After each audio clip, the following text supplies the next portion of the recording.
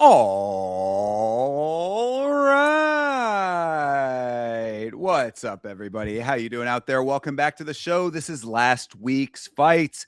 My name is Thinker St. James, and tonight we are going over each and every fight from UFC Fight Night. Evloev versus Murphy, taking a look and giving our predictions for the upcoming UFC Fight Night. Adesanya versus Pyfer. To do all of that with me, the man, the myth, the legend, you know him and you love him, Mr. Chase Parton. How are you, brother? I am all right. Absolutely doing great. It is a Monday. We had fights on Saturday, so I'm excited to talk about them. Of course, there's a few other things that we got to touch on, and yeah, this is interesting. I just really can't wait to talk about this one. Of course. Of course, indeed, we will be talking about this. We will be talking about the upcoming week. We're talking a little bit now about some of the stuff that we watched before. For me, not all that much to go over as far as other promotions this week, but I did have one. I had Mexico MMA 7 that I watched, and I know that you wanted to talk about one championship, so we can go over those in a moment here. But the reason that I did not do more live streams this week is because the latest episode of Yama is out. So if you have not seen the most recent episode, give it a watch, give it a like if you enjoy it, leave a comment. And of course, the other big news, I think it might be the first time that I'm saying it on this show, if not this week, then last week. But either way, yamashow.com for all of your Yama merch needs, including merchandise from this very show. So if you are a fan of last week's fights, make sure you go over to yamashow.com, get yourself some last week's fights merchandise. No, absolutely. If you guys are late to finding out, Thinker has a merch line and it's sick. I mean, honestly, excuse me, he put out a whole video. He did a whole live stream breaking down each and every item on the shop, and they all look very, very crispy. I mean, I know everybody out there who's watching, Jeremy Hall especially, shout out you for being here early, but that polo, I know it's going to look sick on you guys. I just know. Anything that has the Yam Rana on it embroidered, I keep the beanie over here for display purposes. Anything with the embroidery looks amazing. The collared shirt is going over very well. A couple purchases of that already, so get yourself some of that. But of course, get yourself some last week's fights merch over there too, people. I mean, show some love to this show. We do this every week. We've been doing it for quite a long time. It is definitely worth repping, I would say. No, absolutely. And I guess the only other thing that I would say in announcement purposes, the thing that we have to talk about as well is tomorrow, guys. Make sure you guys get your viewings of Bloodsport in. I don't know if you guys are late to the party, but for everybody out there knowing that we have been talking about this for a long time now, it's been more than 2 months, just FYI. Quite a lead up on this one. Bloodsport is done. We are going to review it tomorrow live at 9 p.m. as I believe was what we agreed on. So there's your heads up. Get the movie done. It honestly is quick watch. So there's your tidbit for tomorrow. So get ready. Absolutely. Can't wait to review Bloodsport indeed. So, those are all of the necessary pieces of information. So, without further ado, let's talk a little bit about some of these promotions that we watched that are not the UFC. The one that I wanted to mention was MMA Mexico MMA 7. That was last night, last night I believe, right? Last No, night. 2 nights ago. Yeah, 2 nights ago. Sorry. Or Yeah, no, it you was reviewed it last night. yeah, well, it was on after UFC because UFC was in the earlier card. It was an Gotcha. early start time, so it was Saturday night, late night, local time. And yeah, the only real thing that was of note on that card, aside from the fact that it reminded me a lot of real cage fighting, where I did commentary for because it was in an outdoor venue. It was like basically by a sports bar. I was like, this is real MMA of the people out here, which I appreciate. But the other piece of information that I thought was kind of interesting was that there was a trans fighter on the card who was a biological male, identified as a woman, and fought fought a man, fought in men's MMA and ended up winning the fight.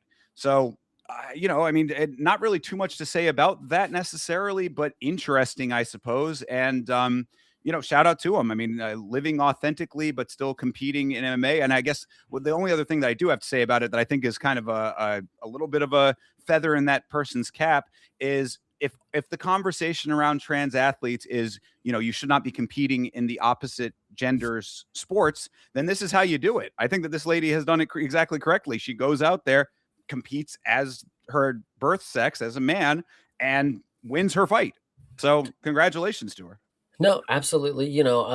not gonna get too political on the page, but I will say, you know, a feat is a feat, I guess, in of itself. You know, this is mixed martial arts, and different things come to the sport as well. You know, is what I'll say. So, True. Yeah. So actually, and also, yes, Jeremy Hall reminded me of one other thing. There was a referee in that promotion who was very, very voluptuous, and I that's worth a mention. This referee, it was eye catching. It was eye catching while you're watching this referee, be the third person in the cage, and also not do her job as a referee. So it was like, you kind of have to just take it with the territory. But at least if you're going to, it's like we watch every week poor refereeing happen. So if you're going to at least be, one of the normal refereeing criteria set there, a person who's going to do the job that same caliber, at least it's something nice to look at in addition to that. well, I actually appreciate everybody here right now, and we're gonna go ahead and give shout outs. But first, I know Jeremy Hall was here first, so I want to give him a shout out for swaying the conversation to something even better because the voluptuous chest definitely is something that I missed, and Uh, I'm upset about this one. Other side. Oh, I'm sorry. Okay, the backside. Oh, okay. Jesus, my bad. Okay, forgot we were in South America. You know, either True. way. But shout out to the entire chat, not just Jeremy, Sanjay, of course, Bleeding Edge, Meat Rocket. Who did I miss? Michael. Fuck. One more. Silent assassin. Yeah, he wasn't so silent up front. So it's yeah, everybody, did I miss you? I'm sorry, but either way, we'll get to you. This was great. You know, obviously great event, great stream for Thinker. I was there for a little bit. I passed out. You know, I was watching it and then drool. You know, it's just the normal reaction to me watching a Thinker stream. You know, not that he puts me to sleep, but I'm always going to sleep when he's on. You know, it's just We're how it on is. late. It's true. Yeah. So shout out to him for streaming this event. It sounds really fun. Love to hear it. Yeah, it was interesting. It's kind of an interesting note in the sport. I believe that that's the first time that I have ever seen a trans athlete perform in MMA, but I do know that it has happened before. I appreciate that. If the conversation is as I laid it out, that she was like, "All right, I'm still competing," so did her thing and won the fight. So good job to that. That's really all I had to say about that event specifically. So, did you want to talk about one championship? There's just one particular thing about one that was it's again, we go back to these early start times where the card actually starts and we don't get to watch it until a couple hours later. This one was nuts, dude. They started the card at like 6:30. You know, we didn't get to watch till 9:30. You know, I thought it was starting late. You know, I figured we would miss one or two. No, there's an entire pay-per-view in the morning before the Friday morning fights. So Really? basically, it was called the Friday Super Fan Fights or whatever it was. It ended with a Huh. title fight. It ended with a crazy title fight that I didn't get to see. I thought it was going to be later on that night, but no, it was at 6:30 in the morning for me. And then after that, after like some crazy main card pay per view, they just play the Friday fights after, and I'm like, oh my god, what did I just? So I got on, and I was alluding to it before the stream. Like I had a really good one stream. You know, there was a lot of views. Well, yeah, because everybody was looking for the fucking pay per view. Like they thought, True. like bro, YouTube was playing Nabil and fucking Rambo Lek or whatever the thing was, and it's like they were going crazy for it. So when I hopped in there, I'm like, damn, I got fucking 400 people, and it's been 3 seconds I'm on the stream. What's going on? And then I realized, oh, I missed an entire fucking goaded event. Like, What I do not understand what their thought process is by doing that. I mean, obviously those names that you mentioned, Nabil and Superlek, these are fighters that people know. Like, why would they not have it in either have it at an accessible time for the US audience or make it part of the regular show or what? Like, it just seems like an odd thing to just kind of shuffle into a different time slot and then just hope that people are interested enough to seek it out. so for me to have watched that at 6:30 or 7:30, whenever it started, I would have had to pay a monthly subscription of $10 to like the one exclusive, you know, page or whatever you want, a Sure. streaming service kind of deal. And it looks like they have more of these set up in the future. But again, I didn't know this was a possibility. I came into it, I was like, okay, I'll miss one or two, three fights, whatever. This is normal to me now. 2026 one. No, I just missed a whole title fight. I just missed a whole main card. I missed everything that sounded like it was the greatest event ever. And obviously that's not even the case. But what if it was? You know, what if it was, guys? Like I didn't really. It's not like I missed much because I didn't even know it was going on. I didn't even expect to have anything in the morning like that. You know, so it just being upon me that Nabil lost his title or whatever. I'm like, oh shit, like I don't even know what to think anymore. But it was crazy. So that was the one thing that was going on at one, I would say. Yeah, no, I mean, it makes it harder for people to become fans of the product if you're not able to watch a title fight. You know what I mean? Like this is, we already have enough trouble keeping on top of it as not being part of that region in the first place. So it's like, you're putting another barrier to entry in being a hardcore quote unquote one championship fan. To clarify, there was another title fight at the end, of the Friday morning fights, but it was just like a very packed morning. So this was the super fan fights. If you were the super fan, you would pay the extra $10 a month, I guess. That's just how they're presenting it. I suppose. I guess it's a good point. It's like we're gonna have to paywall something over here to make it True. worth our while. So I guess I don't know. I mean, so I guess the big question then: are you going to become a one championship super fan at some point? Not in 2026, it appears, but hey, I'm telling you guys, when the channel is at the place that it needs to be, I will have so many different subscriptions to so many different Fight Pass services kind of deal. Not Fight Pass itself. I mean, yes, them, but the other ones included, the regional ones. We can do a lot of different stuff. I'm just very excited for the opportunity to have that possible. So it'll Same be here. fun in the future, I would say. Yeah, absolutely. That actually reminds me of one other thing, and I don't want to dwell on this too much, but I did want to mention it because it's something that came to my attention very recently. Shout out to City Life Project. This is another creator on the platform here, also in the combat sports space. Was telling me, I talked about Mexico MMA. That night, we were either going to watch that or a Japanese kickboxing promotion. We found out that the J Kickboxing promotion was behind a paywall. It had become pay per view, even though they were airing it on YouTube. Turns out that they had struck up a deal with a service called Unext. I from City Life Project found out a little bit more about this streaming service Unext. Apparently, $20 a month. It's a Japanese streaming service. As an American, you still are able to access it. I don't know if there are hurdles you have to jump through. I didn't get all of the intricate details, but you are able to access this $20 US a month, and you get access to all kinds of combat sports, including the UFC. So Hmm. just so you guys are aware, again, you might have to jump through a couple of hoops to set it up. I have not done all of the research on it, but it includes UFC, PFL, and a bunch of Asian promotions, including Deep, which is the one that I was like, okay, I mean, if Deep is on That's there, yeah, that's that the was my attractive one. questioning one. Yes, yes. So yeah, we found out that it is. So I'm thinking about it possibly. I'm not committing to this just yet because another $20 a month, that's a pretty hefty investment right now. But in the future, that might be a good one to do. And also, if you are not satisfied with your Paramount Plus subscription, which a lot of people seem to not be considering all the technical difficulties, Unext might be another option for you. So just keep that in mind, do your research, make your own conclusion. That is interesting. A lot to be said about some of these networks that you don't even know exist. I Right. remember when, I don't know if you guys have heard me before, Pluto TV, free service.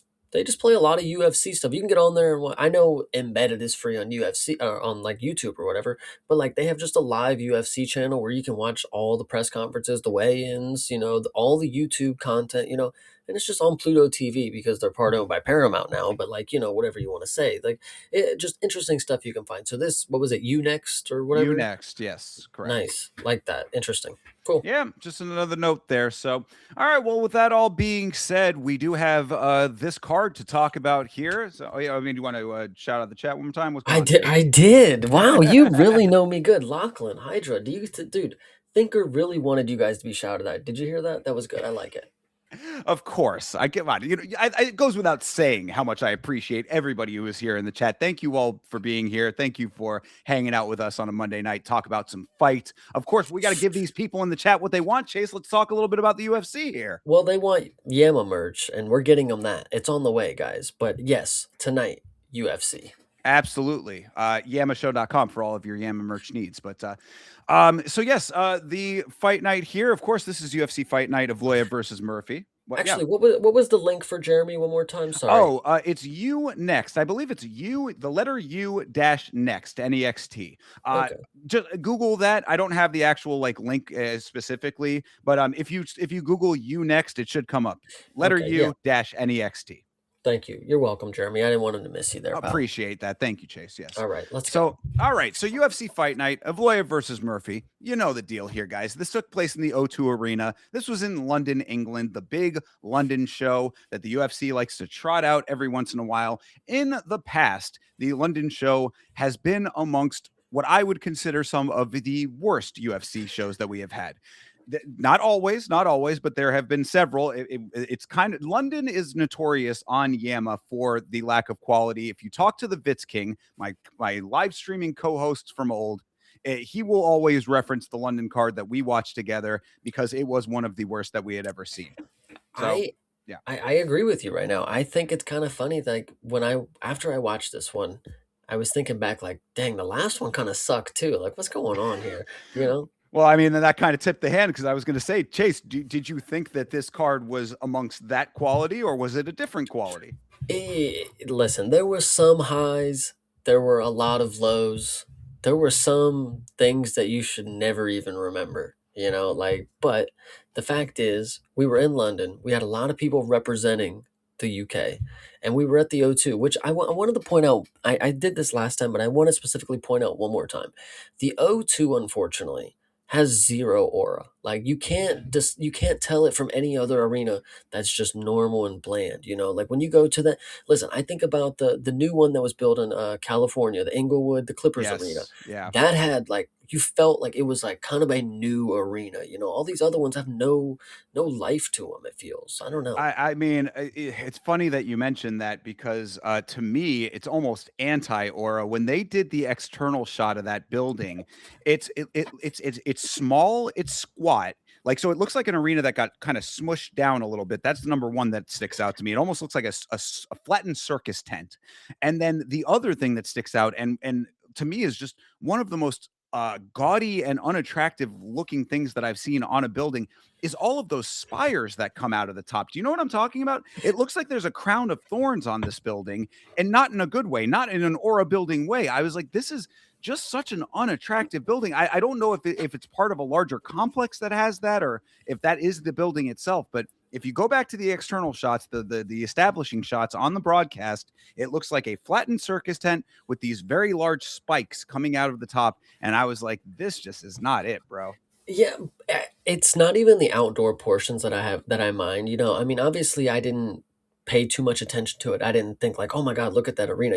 When we were going back to the fights in one, when they kept showing that dragon fucking temple kind of deal, Yes, yes. it's like you look at that and it's like, that's a cool. It's obviously not where they're fighting, but they're showing cool shit. They just show some fucking arena that I don't even remember. That's one thing. The inside of the arena, it's like it's just so basic. You can't tell anything different from any other. There's nothing that just stands out from the inside of it. You don't feel like you're in a different place. I feel like when we were in China and Macau, that was a really good one. I feel like the environment like had its own vibe. England we just had fans watching fights. It didn't feel like they were actually locked in.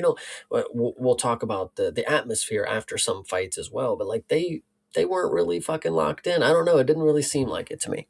Yeah, very well could be. Maybe it's the building. Maybe it's the fact that Melissa Mullins versus Luana Carolina got canceled due to Carolina missing weight by 8 pounds. Maybe they were just there was a general malaise in the atmosphere because of that cancellation.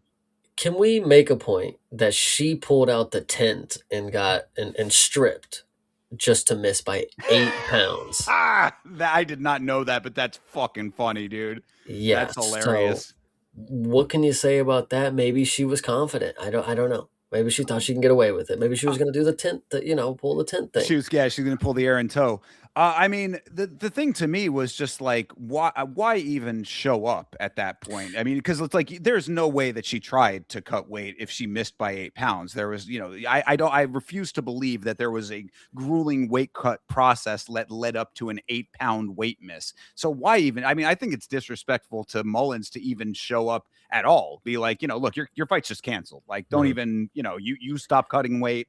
Obviously, we all we saw that how emotional Mullins was about this fight not being able to go on. So I think it would have been a little bit of a little bit more of a one at least ounce of respect to just be like, hey, let's handle this behind the scenes. Like, fight's not going to happen. You don't have to go out there. etc. Well, the thing about that also, and just because we're talking about it,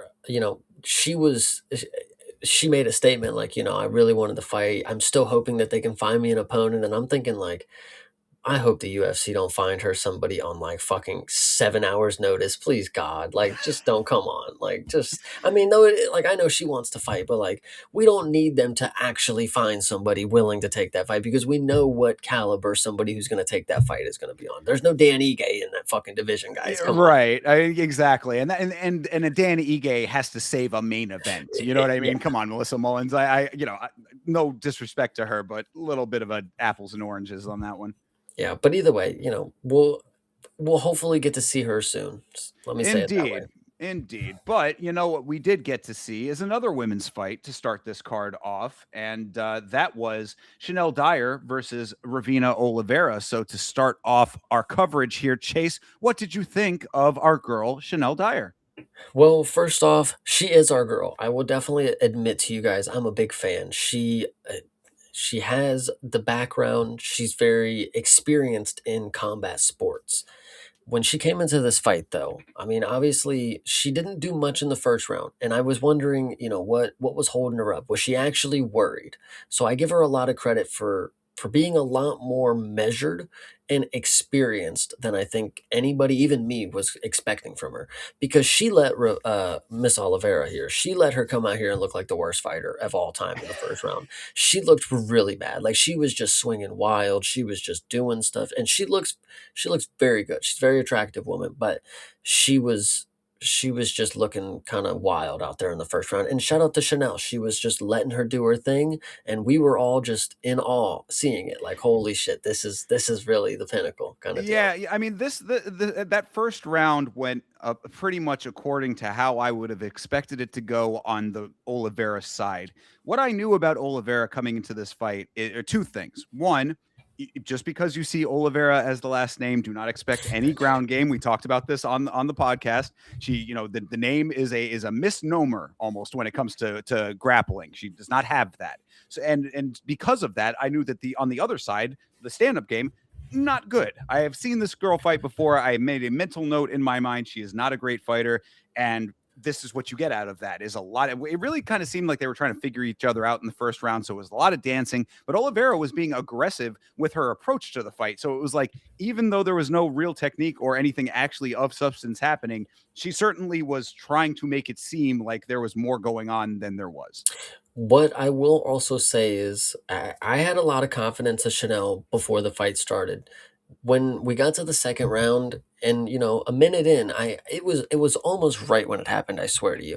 I was thinking to myself, maybe she just don't have it, like maybe it's the style. I was thinking of all these other people who are Muay Thai guys, like I said it right when she landed this beautiful head kick to the temple that wobbled this girl. I'm like, Carlos Pratis is like really fluid, like he's there.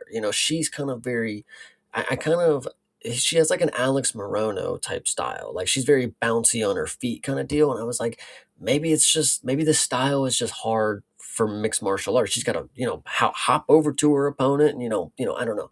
And then she lands this fucking head kick, wobbles this bitch, of course, and then just puts a beating on her, and then gets this finish. And of course, it was absolutely crazy. But I feel totally worthless because it was in that moment I started to doubt her, and that's when she proved me wrong. And even though I was rooting for her, she still was able to prove me wrong. And I think that is just what a special fighter can do. Even when you think that there's nothing left to prove. You have all the stock in her, and then she still proved me wrong somehow. I appreciate her. She did really really good in this fight. You nailed it. I mean, that's exactly what you got to do in those moments where it seems like things are going to go one way. When people are zigging, you zag, and that's exactly what she did in that second round.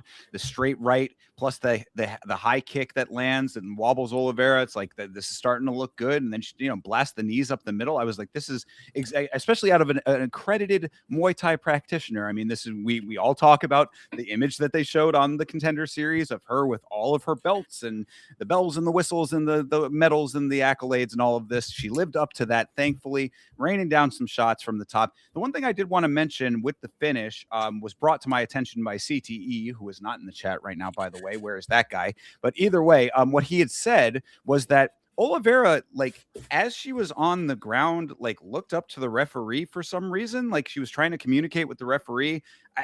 I watched it back with that in mind.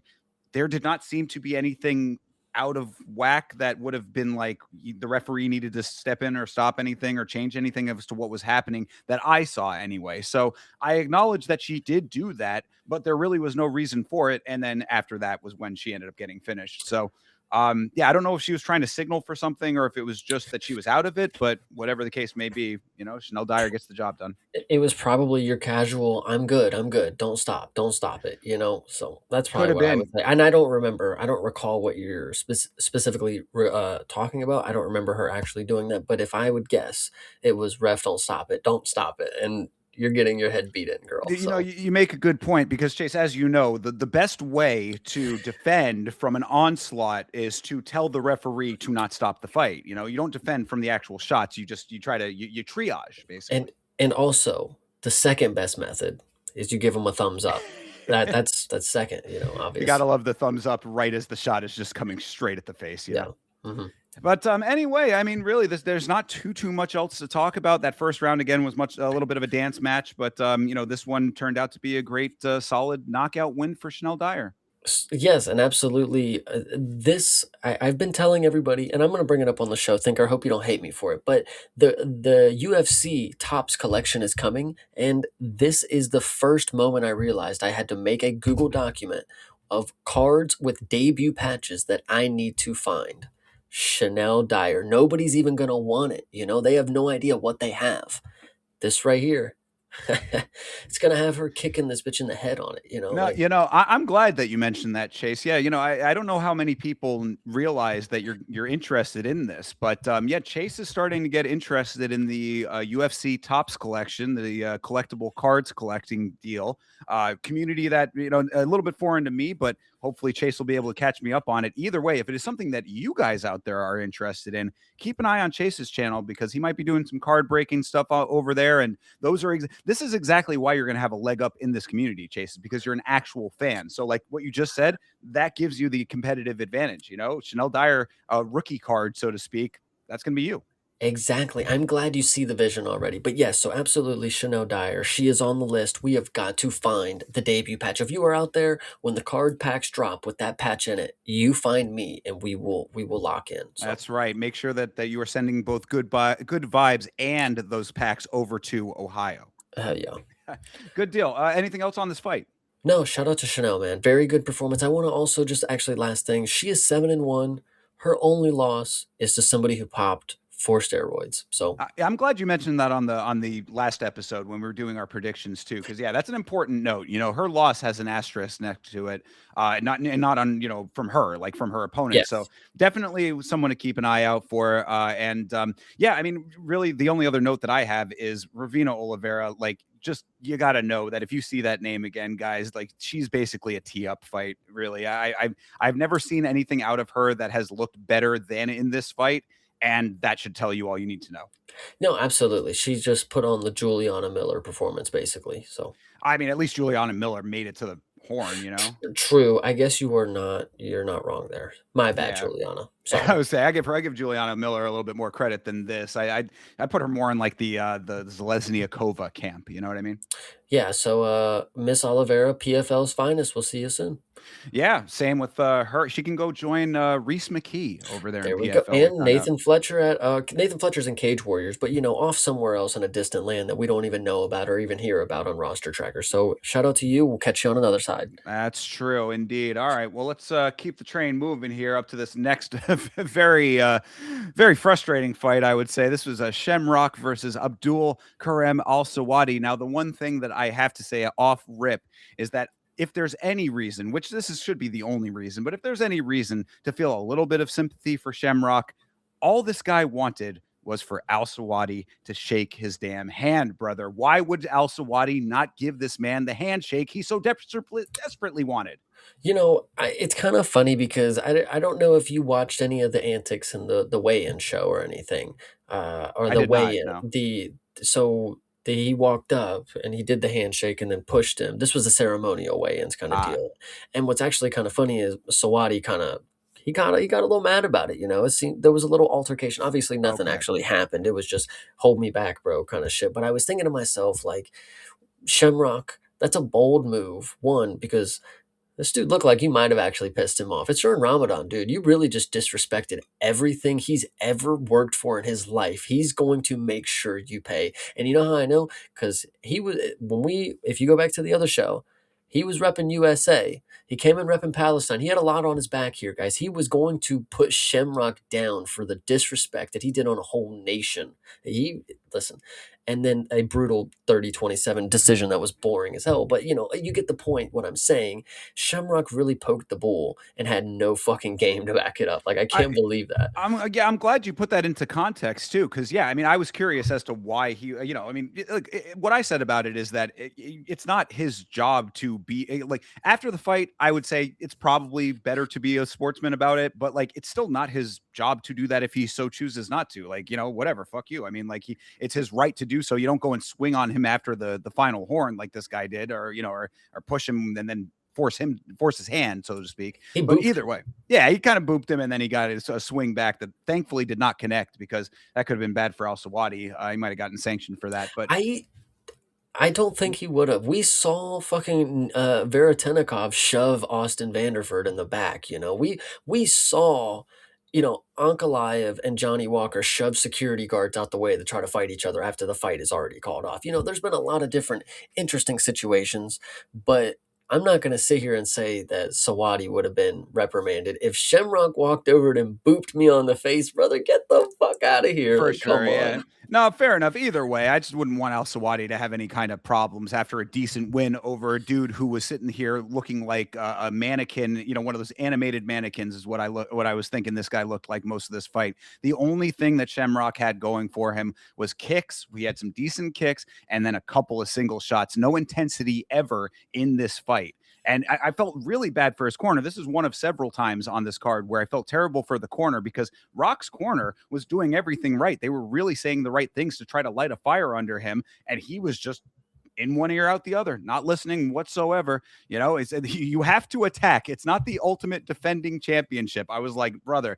you should be in the fight. You Yeah. should be the one in there.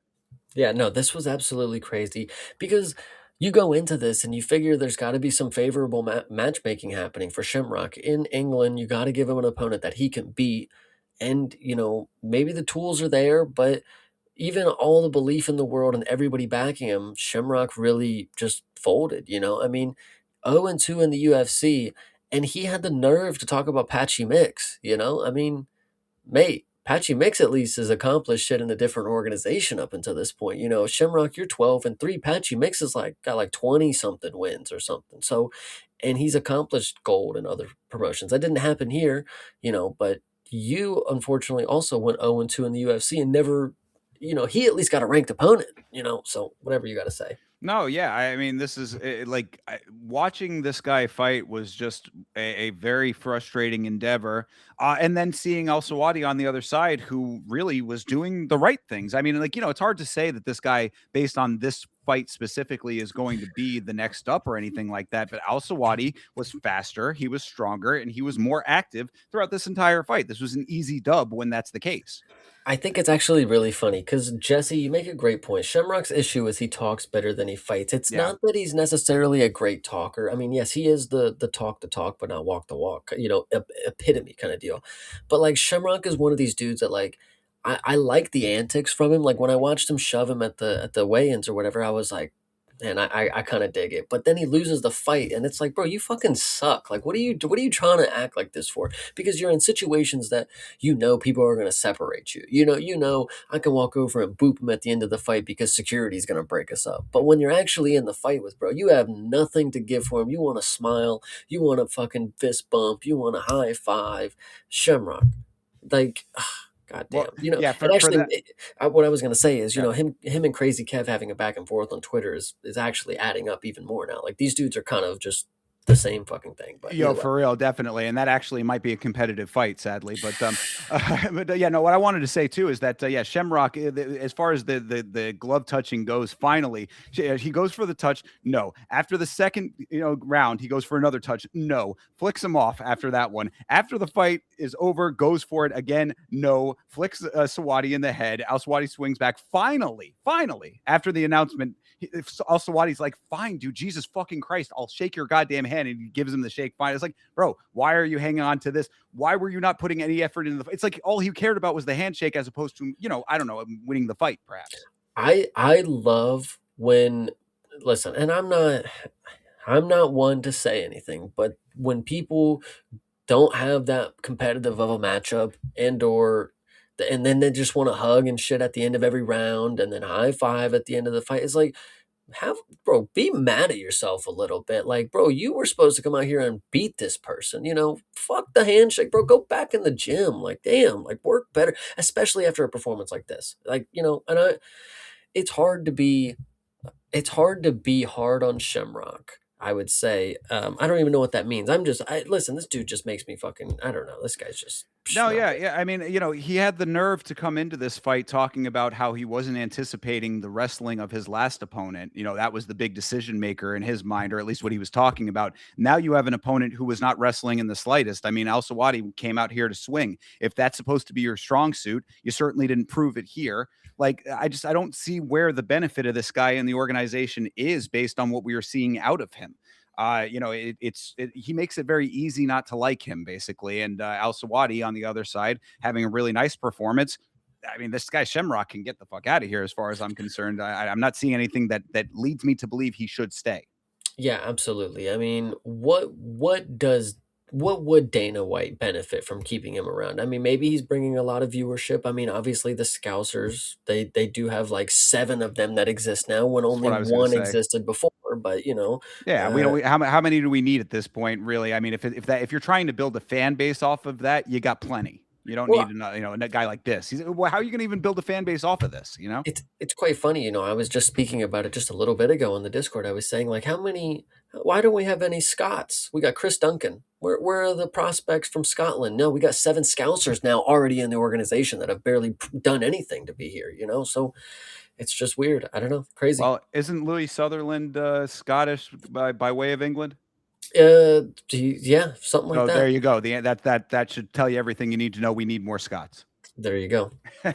All right. Well, shout out to Al Sawadi. This was a fine win. He did everything right in this fight based on what he was getting back from his opponent. So I can't be mad at that.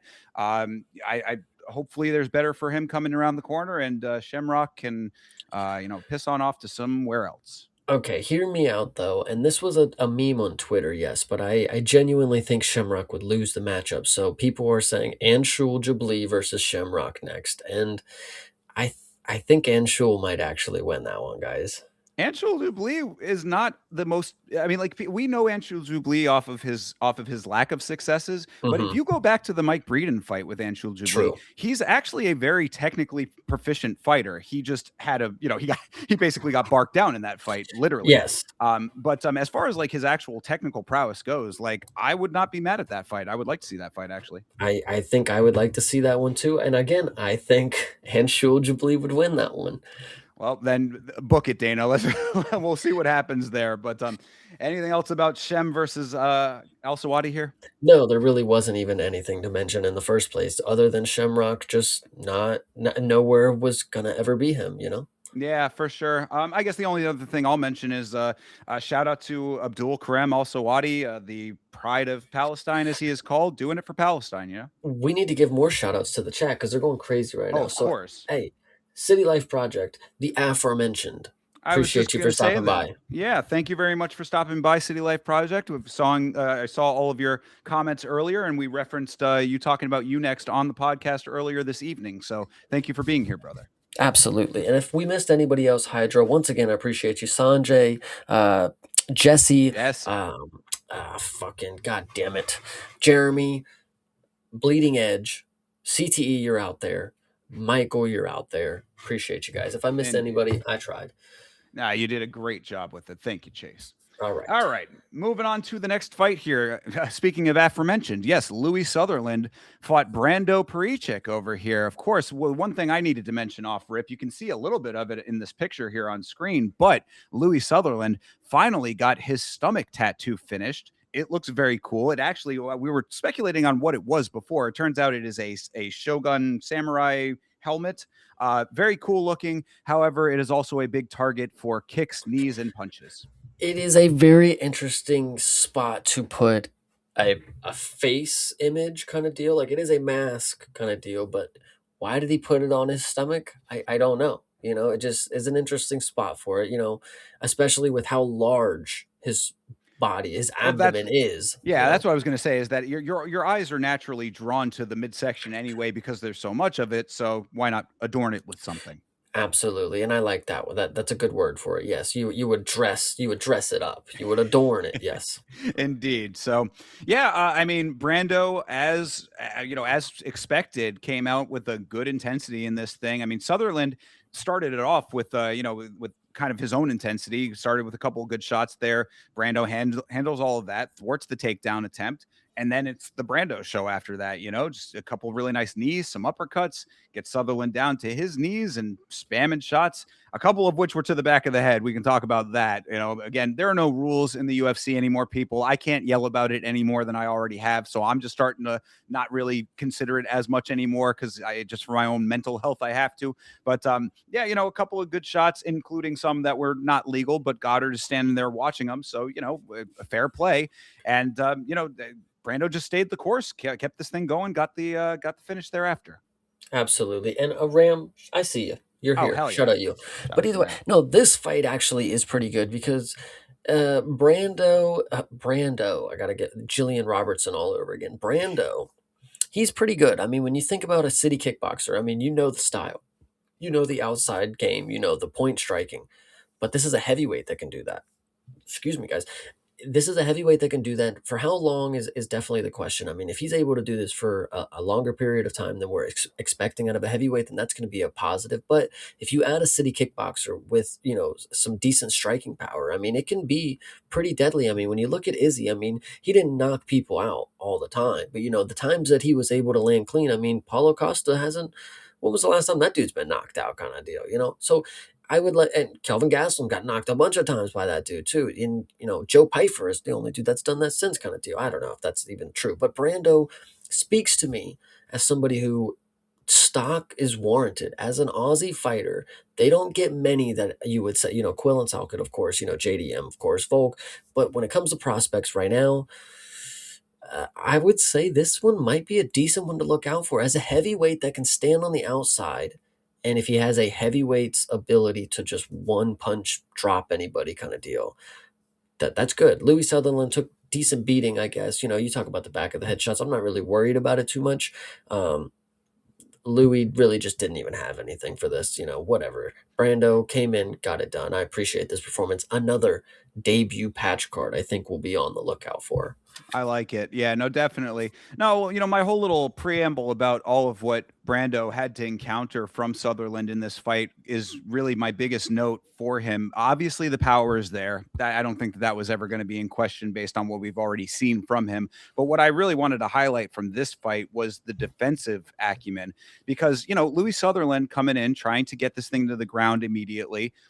A lot of heavyweights would have problems with that. We know this to be the case. It's only now starting to be where heavyweights are more well-rounded enough to be able to encounter that type of adversity and roll it through, which is literally what he did. He had to roll it through with Sutherland as he was trying to roll through. He stayed with it, and that's when he got the finish. So I liked that from him. I thought that it was really the thing that stood out to me as something that could set him apart. That and the fact that, you're talking about him being Australian. Of course, he is Australian by way of some Eastern European country. He's got an entire family back there. This dude left his family back home to train in Australia because he is following his dream of being a professional fighter. So, I mean, this dude's dedicated to the game. He's got the power. He's got the skill to be defensively sound. I'm liking this as a prospect myself. No, absolutely. I'm excited to see what he's got for us. Obviously, we're gonna need to see him against somebody who's a little higher caliber. I mean, obviously, Louis Sutherland is not the greatest of all time, but he had never been finished up until this point. So, well, finished on the feet. There is, Walter Walker obviously subbed him, but Louis Sutherland is maybe just not the UFC level that we are expecting from him. But Brando being able to finish him is definitely a good sign. We've seen plenty of heavyweights who just slob around for the next 2 rounds kind of deal. We've been getting a little too accustomed to heavyweight decisions kind of deal. It's kind of crazy. Very true. Yes, no, absolutely. That is that is something that just is a course correction that we know that the organization is trying to make happen. They're trying to get that course recalibrated. It takes time for all of those fighters to actually come in and make themselves names. These are the type of people that could make that happen. So yeah, shout out to Brando on that. Also shout out to Brando for giving away his win bonus. I was curious about this. He said that he was going to give it away to a fan. Well, so the thing is he said, we need to go ahead and get that 100,000 performance bonus. He didn't get that. Right. So I was going to say, giving away a win bonus he didn't even know if he was getting and then did not get. he would get a finish bonus. Yes, like 25,000 is the Right. standard finish that he would get. So maybe I didn't hear him correctly, but no, when after I think it was Bisping, he goes, "Let's have a shout out to him who said he's going to give his whole fucking thing away." Basically he like reiterated what he said and I was like, maybe he did say that. That's kind of an interesting one. Everybody else is broke as shit, but he'll just fucking give away 100 grand like fuck it. Well, and my thing, whenever that, there are a lot of like stipulations that come with those kinds of things, especially when we're talking about the amount of money that he's talking about. So, like, who got it? How was he deciding it?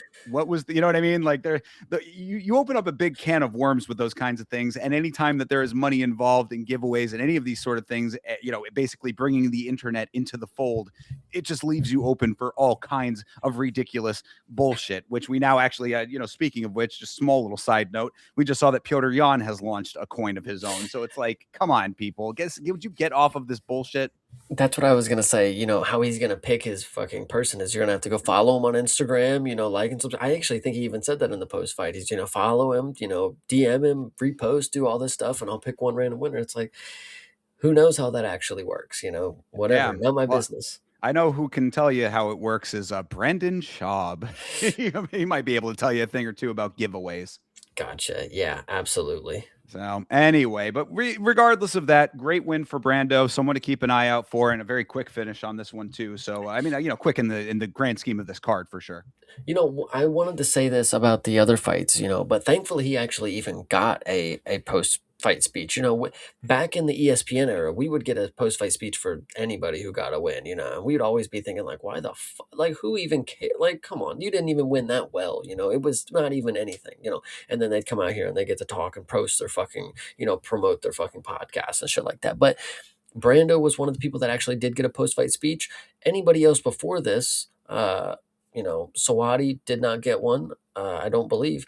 Chanel, I'm not sure if she did, but even She did. later on, we didn't get some people that definitely should not have talked on the mic, and they didn't get to. And I thought that was good. Even with the fight cancellation, I figured they might have padded that in there, like let's give everybody the time, But no, they didn't give a shit this time, and I Yeah. respect Paramount. They're actually making some good choices, in my opinion, when it comes to that stuff. That's what I was going to say. Yeah, no, you're absolutely correct on that. The one or two good things that I have also noticed based on the Paramount changes is the pacing has been great, and exactly what you're talking about with that. The post fight interview is now merit based solely.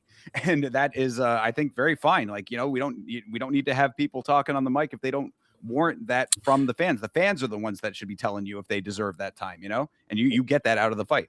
Well, and then I think this goes back, unfortunately, to like the atmosphere that England kind of brings to this is they didn't really they didn't have a problem with a lot of these wins or losses. Like I didn't hear the crowd really get an uproar about any of these.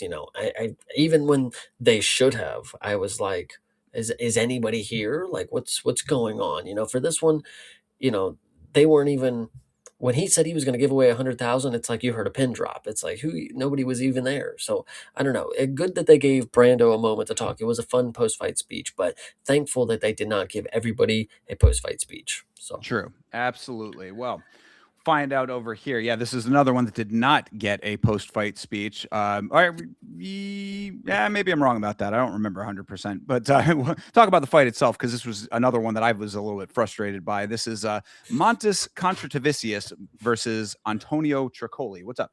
You're you're frustrated with this fight. Please don't sit here and tell me that you're going to be one of these people that didn't think this was like very impressive. Um, it was impressive, but there are caveats to it. This was a very good performance from Montes. I mean, he came in shape. He was willing to, withstand what Tricoli was throwing at him, which was a lot of just body weight stuff. He was just trying to gas him out. The whole first round, he was just laying on him. And then Montes actually was able to start muscling him around for a second. Montes is a pretty strong dude. Even when Tricoli was shooting for the takedowns, look at he shot 12 of them things. Montes actually, even in the first, he was so good with his base that the judo was just not working on him. He was able to whizzer and get right back to his feet. Montes was looking really good, really sharp in the striking, very aggressive. Most of the shots that he was throwing were just powerful strikes. I'm not surprised that he gassed very. It wasn't early, but dude, he was going for the kill. This dude should have been out of here. Obviously he didn't finish him with the elbow in the second, but it dropped Tricoli. And then he went for the finish and was looking very, very labored. He definitely finished the fight throwing though, and I think that's what's the cardio is the biggest issue. This is the first time he's ever been to the third round. Of course, people want to say that he should have finished Tricoli, but Tricoli is a very tough fighter. To finish him, you have to put him out, kind of deal. And the submissions are a little different when it comes to that because Montes doesn't have that game yet.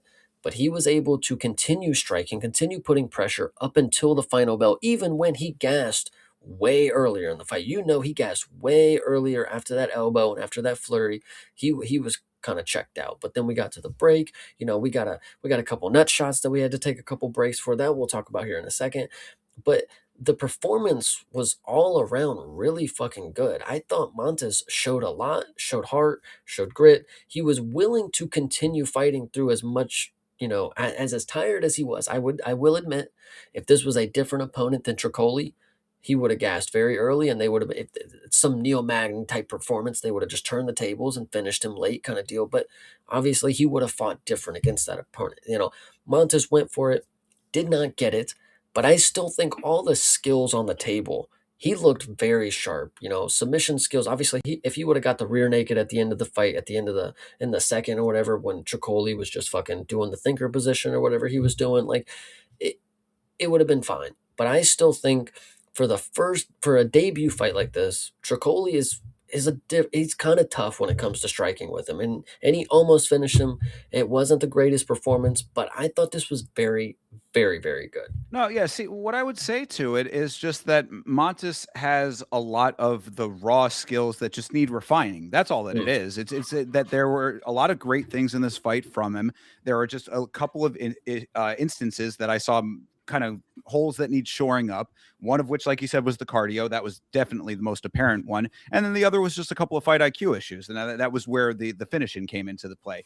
I mean, that second in the second round when he dropped him with the elbow, that should have been where this fight ended, because that was the only thing I took issue with. What you said is that, oh, Tricoli is a tough fighter that it's hard to finish. We've seen him finished multiple times. He's Now, granted, those have been off of chokes. I get you on Yeah. that. Yeah, he's hard to knock out. I can certainly go with you on that part. But Mantis had him dropped, so you have to know that you got to stay on the gas with that. Mantis is standing over him, deciding where the entry point is. Brother, no, go. You got to go. So I mean, it's just things like that, and those are just things that come over time with a little bit more experience. Whatever. Mantis 9-1. This is fine. 8-1 coming into this fight or whatever. This is all fine. This is going to continue to get better. There are certain things in this fight that I was like, man, this could have been one of those like highlight coming out, debut performances, which to an extent it still was. I mean, like, this definitely raises his stock. But against Tricoli, who we have said multiple fights now, why is this guy even still here? Like, this could have been a very good nail in the coffin. Even it probably still is the nail in the coffin for him. But either way, this could have been a definitive nail in the coffin for him, and something to set Montes off with a nice highlight reel clip to start off the next fight. We're gonna get into the ref thing here in just a second. But I want to say one thing is in a sense, I kind of feel for Antonio Trocoli. Actually, did you hear how Bruce Buffer said it? Well, I say it's funny that you mentioned that. I said that there's no I in team or in Tricoli apparently. Antonio Trockle. Yeah, I was like, I was waiting for him to say it. I was like, well, he just stopped. He just dropped it off. He maybe ran out of time. They cut his mic off. I don't know. But no, Antonio Tricoli. I kind of feel for him because for a dude who rarely does much right, in the fights, he gets his ass whooped. Even in this one, he's getting his butt whooped, or gets choked out early. In the third round of this fight, he found himself in full mount. No, he has nothing left. He didn't train for this opportunity. He didn't even think like, we're going for it in the third round. We can get on top and we can finish. He got on top. He had nothing. He had nothing left. That third round, Tricoli was just holding on to him, just trying to catch his breath. You have the ref, which was, again, this is where we're going to get into the ref for this fight. Hilarious. Action, boys, come on, action. He kept getting real mad about it, like, come on, I already told you once, let's go. And then the nut shots. So we get a nut shot, and then he's like, all right, go over there. No, no, no, you stay here, no, you stay here. And then he's like keeping them 2 feet away from each other, and he's like playing this game with them. And then the next nut shot that we get, I didn't even know it was a nut shot because we were watching it from an angle of backside. Like we're looking at them, head on kind of deal. And the ref stops it. And then I'm thinking, because we have watched 3 minutes of them doing nothing but lay on each other, it looked as if the ref just gave them a timeout. He's like, look, if you're not going to do shit, take a moment. And he looked at Matthews. He's like, let me know when you're ready. I'm like, did he just like fucking tell him that you can just get a breather, and then if you're going to be active when you come back, then we'll take the time, and then they show the replay, and I'm like, oh, okay, thank God it was a nut shot, because this true. dude, it wasn't even that crazy to think about if he just did that. I was like, this is just where we're at in the sport. We just take timeouts. I don't know. I Like, guess so. Yeah. Well, the first nut shot was interesting because actually both of them really, if you think about it, because Tricoli didn't react to it. Like he was kind of just going to tank it, which I was like, I guess kind of Chad move, but at the same time, like if you took it in the nuts, maybe it's up to you, I guess, how you react to it. So whatever the case may be, the first one didn't get called. Second one, ends up being one that gets called, but it's only the referee who decides because he heard the sound. And listening back, on the rewatch, I was like, oh, you can definitely hear it, but you could hear both of them. So I don't know. Tricoli just over here, balls of steel, I guess. you know why you can hear it, and because Joe Rogan is not a fucking liar, guys. The steel tie cup actually does work, and Tricoli proved it. He didn't even feel the first couple of them, and then it's funny because I think it was one of the commentators. He got nut shotted. The ref, looked. The ref broke it up, and then Tricoli was like, yeah, definitely, give me that little break there. That Like, was funny. Yeah, yeah. Felder was saying that. Yeah, that he was like, "Oh, I'll just take it." I was like, "Okay, yeah, sure." I mean, fair enough, I suppose. But you were right. Yeah, Rich Mitchell was the referee of this thing, and generally, I think that he's okay as a ref, but he was in this fight, bro. Like Jesus Christ, dude, you're in there. You're shouting at these guys over and over again about like activity. What? If either take an action or get out of the way, bro. Like he's all over this fight. And then what you were talking about on the watch along, I was saying Rich Mitchell went into a traffic cop mode. All right, you go over here. No, you stop. You one over here. Over here. It's like oh, bro, what is all of this? Like Rich Mitchell was really making himself a part of the show over here. So very interesting in that regard. I don't really have too much else to say about it, I suppose, except maybe fall back a little bit. Again, either have a definitive action or get out of the way because you are not the show, my friend. I think back to the fight itself, though. I think what this is, obviously, when you talk about the third round, yeah, there wasn't even much happening. These two dudes were destroyed when it came to cardio. This is a learning curve for Montes. Obviously, I gotta not expend all my energy going for the finish unless I absolutely have it, and don't leave the opportunity for them to recover if I have them, kind of deal. A lot to grow from here. I think Montes is still going to shape out to be somebody that's pretty good. I mean, this dude, I was watching it with my dad, and he was letting me know, like, he was going for the finish. Even again, as tired as he was, his arms were still swinging. We saw Moicano just his last couple fights when he couldn't even throw the punches against Dariush. Like his arms just didn't even go upwards, kind of deal.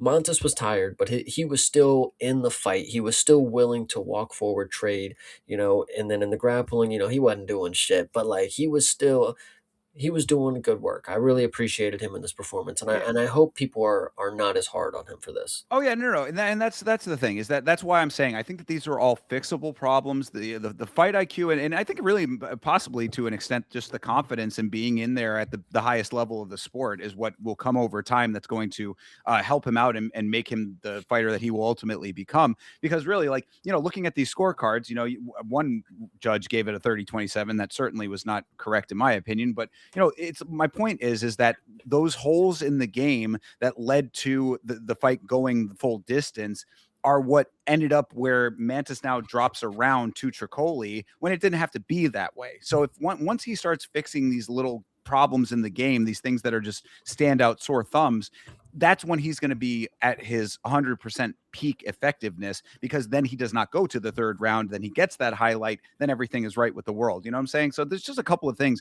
You fix those, you get everything on track, and then you become who you ultimately are supposed to be.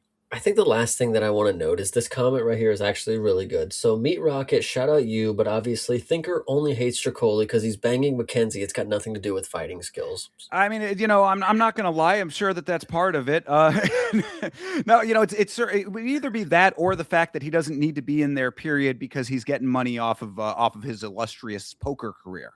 So, Yeah. come on, guy. I mean, you got Mackenzie's money coming in as a champion. You're getting it. So you're already getting fight money there. You got all his money coming in as a master poker player. What do we need to see you in here having mediocre fight performances for?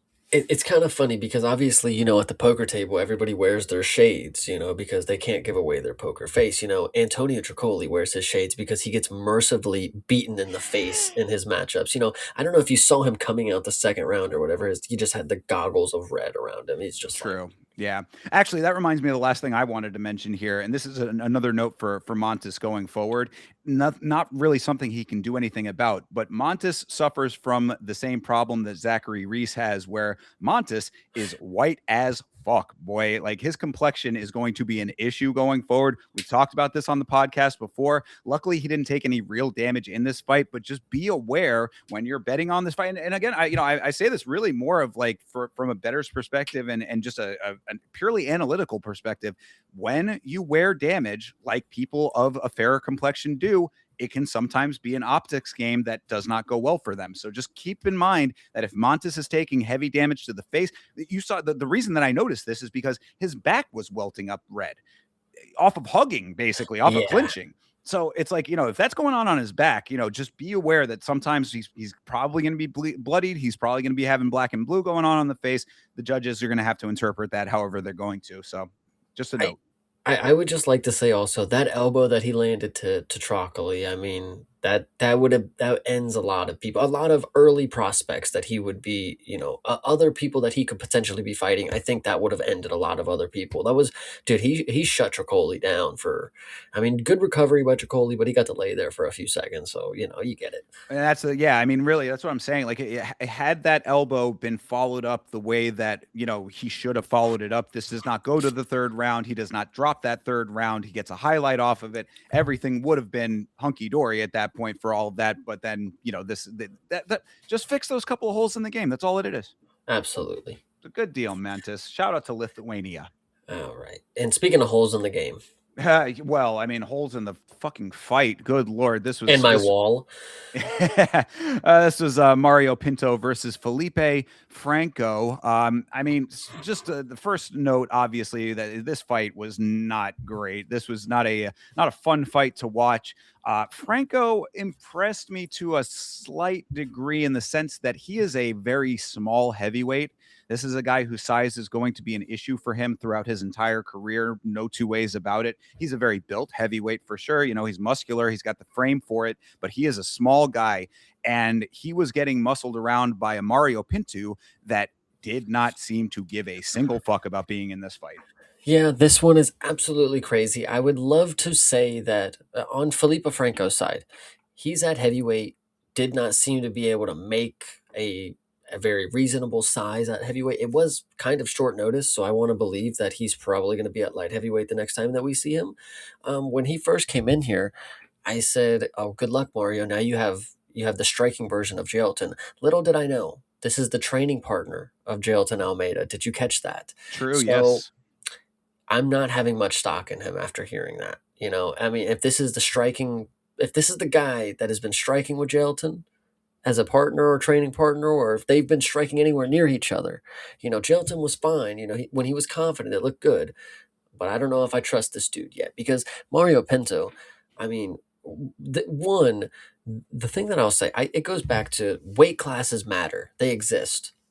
This was two different fucking size guys here. Like this was unfortunately a giant versus a very average kind of sized guy who was very stocky built, yes, and very a heavyweight. But Mario Pinto is ginormous compared to him, and he unfortunately had nothing to offer. Like it seemed as if there was no real competitiveness in this fight because I've seen I don't know. Like, I mean, I'm looking at the numbers. Yeah, Mario Pinto shot 14 times, and this dude defended, it looks like 12 of them. But Mario Pinto, bro, I feel like I've seen him with a different level of intensity. You know, they kept talking about in the fight, you know, he never changes his expression. You know, he's so emotionless in there. He's real stoic. And it's like, I don't know. I see him outside this shit, and he's got a different jovial kind of attitude. Like when I feel like I've seen him fight before, he was locked the fuck in. What happened here? I don't Yeah, know. he just looked either off or disinterested. I don't know exactly what it was too, because to your point, while we were on the watch along, I think it was Bloomis actually. Shout out to Bloomis always. But he had mentioned he's like, look at his tapology. If you go to his tapology, Mario Pinto, the picture of him on there is him screaming like a madman. So obviously, this guy is not always this. I mean, this is not Yeah. always his demeanor. But yeah, I mean, I agreed with his corner. His corner was in between rounds 1 and 2 was like, bro, you're way too chill out there. There's no urgency. He kept that throughout the entirety of this fight. What I said about Pinto is, or excuse me, what I said about Franco is that if Franco could have dug deep, I think his cardio was starting to wear on him towards the end. But if he could have turned up the output in the third round, he very well could have won this fight. I mean, like it's kind of crazy to think about based on the size difference and everything that you saw. But with what we had going on throughout the entirety of this thing, it really would have only taken a little bit of a dig deep, find a couple extra shots to make this a different fight for him. I feel bad saying it this way, but this is because I actually want Mario Pinto to be good. But like this is such a performance that doesn't deserve a win. You know, like him basically just throwing it out there, you know, just winging it in, phoning it in really is not of somebody who's 12 and 0 and deserves to have just an easy performance at 12 and 0. This is a multiple this is your it's supposed to be a consecutive win in the UFC, the top of the promotion. Like you shouldn't just be able to just go out there and fuck around kind of deal. And not saying it was, you know, a fuck around performance where you got messed up and you kind of, you know, figured it out, but like just there was no real game plan kind of deal. You were just winging it all. You were just out there having a fight again, you know, and the commentary brought this up as well. You know, it's hard to find tape on people. And we talked about that before with the regional fights, you know, what is even real? You know, a lot of when you go to one, they have hundreds of fights. I've never seen not one of them, you know, kind of deal. So is Pinto just not able to game plan well on the fly? Like, does he actually need like everything to be set in play? Like, I got to do this, and then I got to do this. When he does this, I do this because it just seemed like the instincts weren't here for him. I don't know.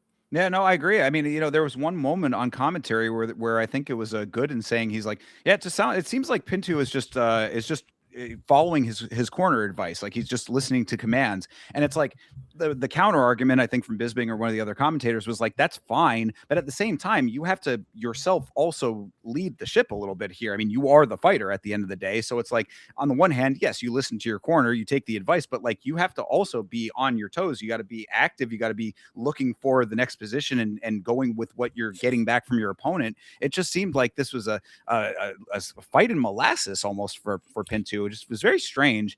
But yeah, I agree with you when you say that this does not necessarily seem like it deserved a victory, but when you get what you got from the other side, it equals up to what it was. Yeah, I just wouldn't look too far into this one. The only thing that I would say is, the only thing that me personally, when I'm looking forward to what I'm expecting from Mario Pinto, I mean, or what I see out of the fighter as Mario Pinto now, is like I see that there's a possibility for the switch to turn off. You know, some fighters when they're in there, they have one mode, they go for it. You know, even some of the people that you would talk about are the worst. You know, Michael Chandler. People can clown on him all you want, but when he's in the fight, he has the exact same idea every single time. He's going for the kill, and he's at 100%. Whether he thinks he's going to win and whether he does, he is always on it. Mario Pinto took the night off.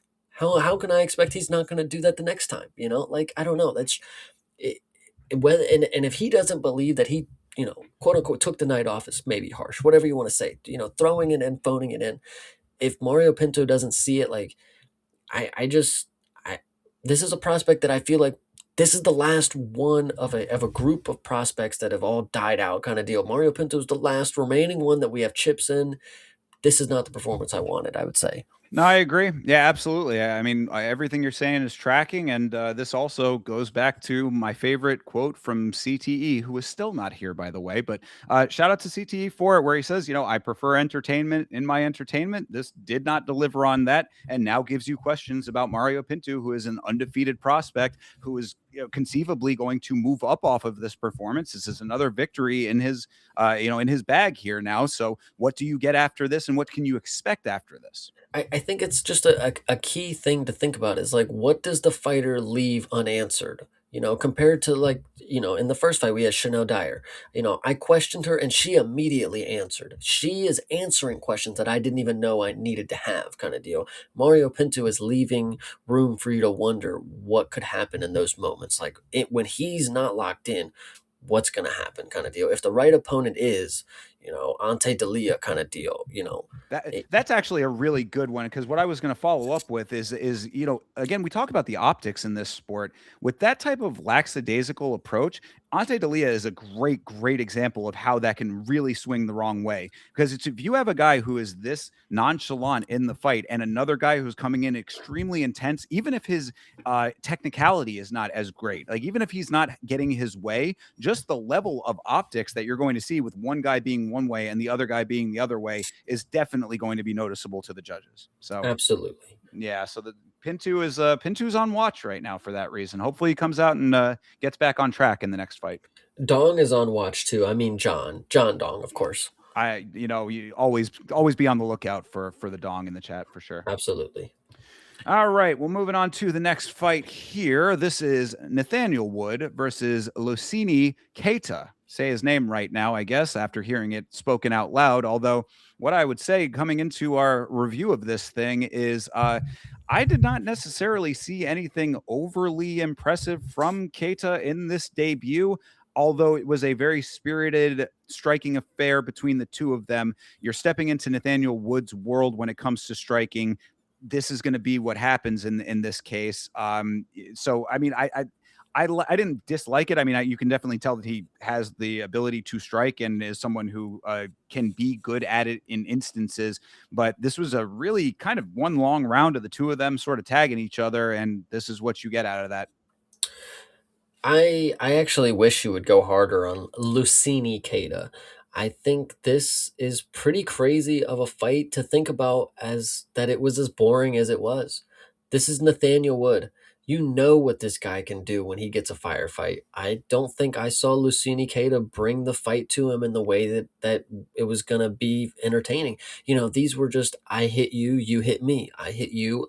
Lucini, unfortunately, is on the other end of I miss, and Nathaniel Wood, in my opinion, was landing a lot more. Keita, honestly, I mean, this is apparently some double champ of Octagon, and the meme going around is, so you're telling me Nathaniel Wood would go into Octagon right now and just be double champ? And it's like, unfortunately, that's kind of the case, and I expect Nathaniel Wood split decision. I'm pretty sure I called it right down to a fucking T. Yeah. He brings the level of competition that you bring, and he'll edge it out if you're not that good. Keita, I actually thought Keita was going to win this one. Let me not make it seem like, I got everything right, because Thinker up until this point has been cooking. We didn't even go into that yet, but we'll talk about it later. Lucini Keita just didn't have the style to. It didn't seem like he was really ready to brawl with a guy who was really ready to just put it all on the line in front of his home territory. I'm just not, Lucini never really gave me the things to root for. I'm not a big fan at all. Yeah, no, well, what I said is that Keita was just one-dimensional is how it looked to me. There was not a lot of variety to the game, and when you are playing the game that they were playing, you are in Nathaniel Wood's backyard, both literally and figuratively. I mean, obviously, you're in the hometown with Nathaniel Wood, and also you're playing the striking game that is his bread and butter. This is what he does. He is a very technically proficient. Bismarck said it on commentary. He's like, Nathaniel Wood is perfect when it comes to technicality. I agree. We said that on the last episode that Nathaniel Wood technically extremely impressive. If he had knockout power, he'd be a real problem. He does not have that, unfortunately. So you're playing his game if you are going this route. And if you're going to be one dimensional, then you're not bringing enough to the table to make it your fight. What I find interesting about this is Lucini was supposed to fight Pitbull Patricio in his debut, and then Correct. he missed weight. The UFC was teeing up for the opportunity for Lucini to have a field day with Patricio because he just stands there and lets you punch him, kind of deal. And he, cardio machine, whatever you want to say. Nathaniel Wood, in the same sense, they were waiting for Lucini. They gave him another opportunity. Here's an opponent that gets hits. He gets hit. He is hittable and he gets knocked down. All you have to do is just rinse and repeat.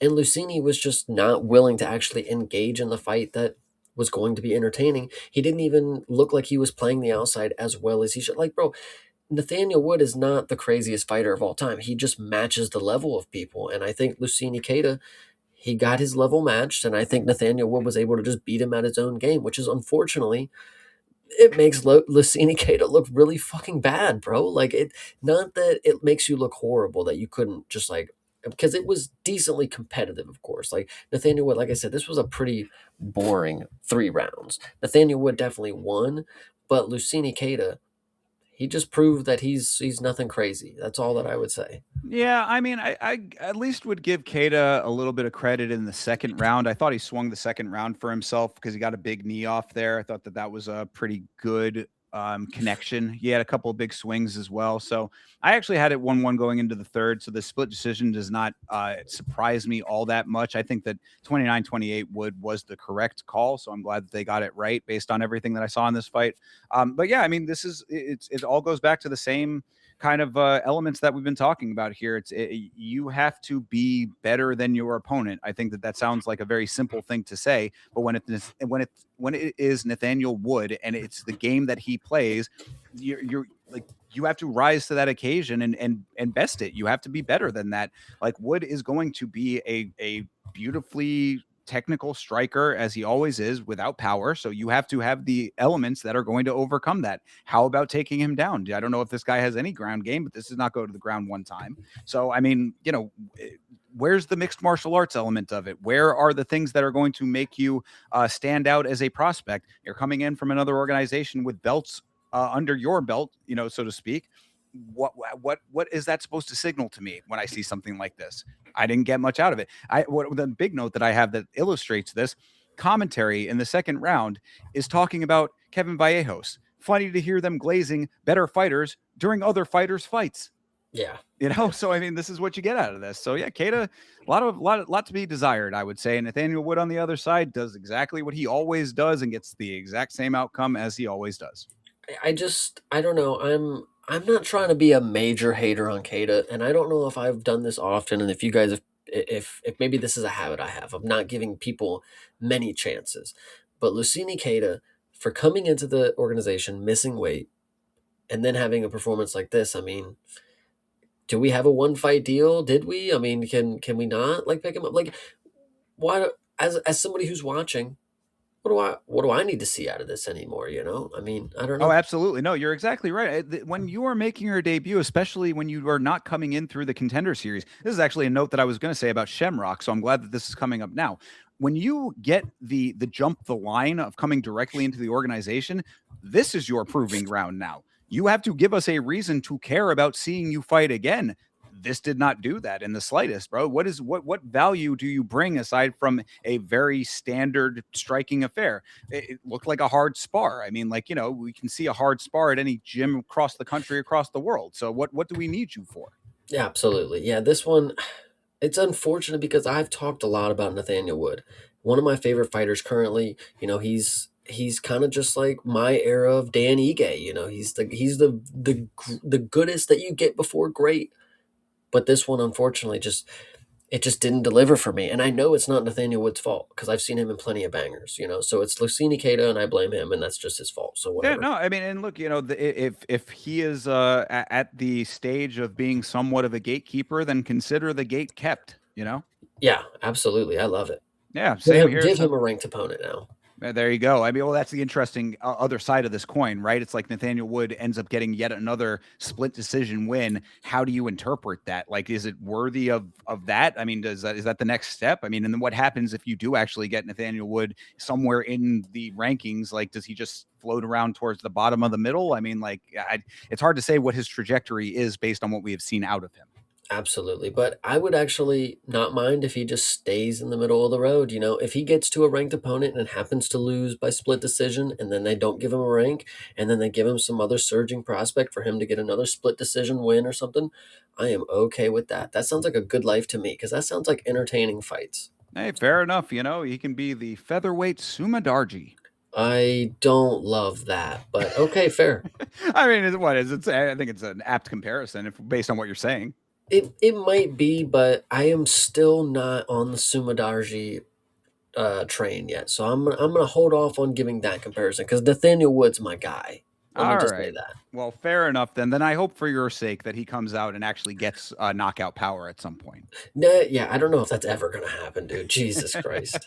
Yeah, I mean, it's the only thing I'm really like that. That's the unfortunate. I said it on the last episode, but that's the unfortunate thing about Nathaniel Wood is that it's the only thing he needs. I Hmm. mean, because that the guy can stuff takedowns. He has decent, defensive instincts in that regard. Handles himself decently on the ground. If this guy could actually knock people out, it would be an entirely different world for him.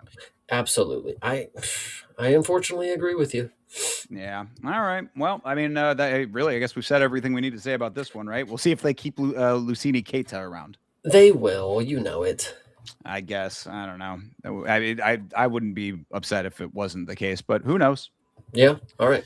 All right, indeed. Well, let's talk about the featured prelim here and what a fight it was. Mason Jones fought Axel Sola. And Chase, we have a year-end wrap-up show, the two of us here on this channel, where we go over the best fights of the year. And it's been, there's a couple of things popping up here and there. We are in March, so I mean, we're only still 3 months into the year. But I'm looking at it. I'm looking at our fight tracker. And I'm like, there's not all that much on there yet. I don't think that we even have like a submission of the year candidate yet. That has been one that we both have said, like, this is a standout that we need to remember.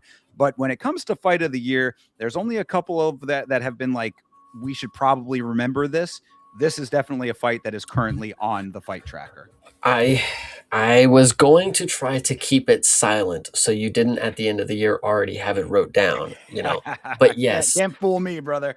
yes, this is absolutely on the list as because I have started the list now as well. I Good. am not I'm not letting you have all the shine of all the deep cuts All because right. and I'm actually going to prove to you why the deep cuts are good because you said we don't have a submission of the year's candidate. We actually did discuss one. Uh, Ah. Yaka Wiklax versus Muin Gafarov, the Hey, buzzer beater. that is a really, really good one. Good call, brother. But now here's one other one, and just because this is an early tidbit, we'll see what makes the final cut. Here's an early tidbit submission of the year: Jocelyn Edwards versus Nora Cornell slammed her on her collarbone, broke it, and then choked her out. So True. Jeez, I forgot. Yeah, I forgot that that's how that ended was with the submission. Yeah, you're right. Because I was going to so, say, oh no, TKO, but you're right. It was a yeah. submission. But either way, that one obviously honorable Well, mentions for yeah, me. and then look, it's only like you say, it's only March, so you can keep some of those close to the chest.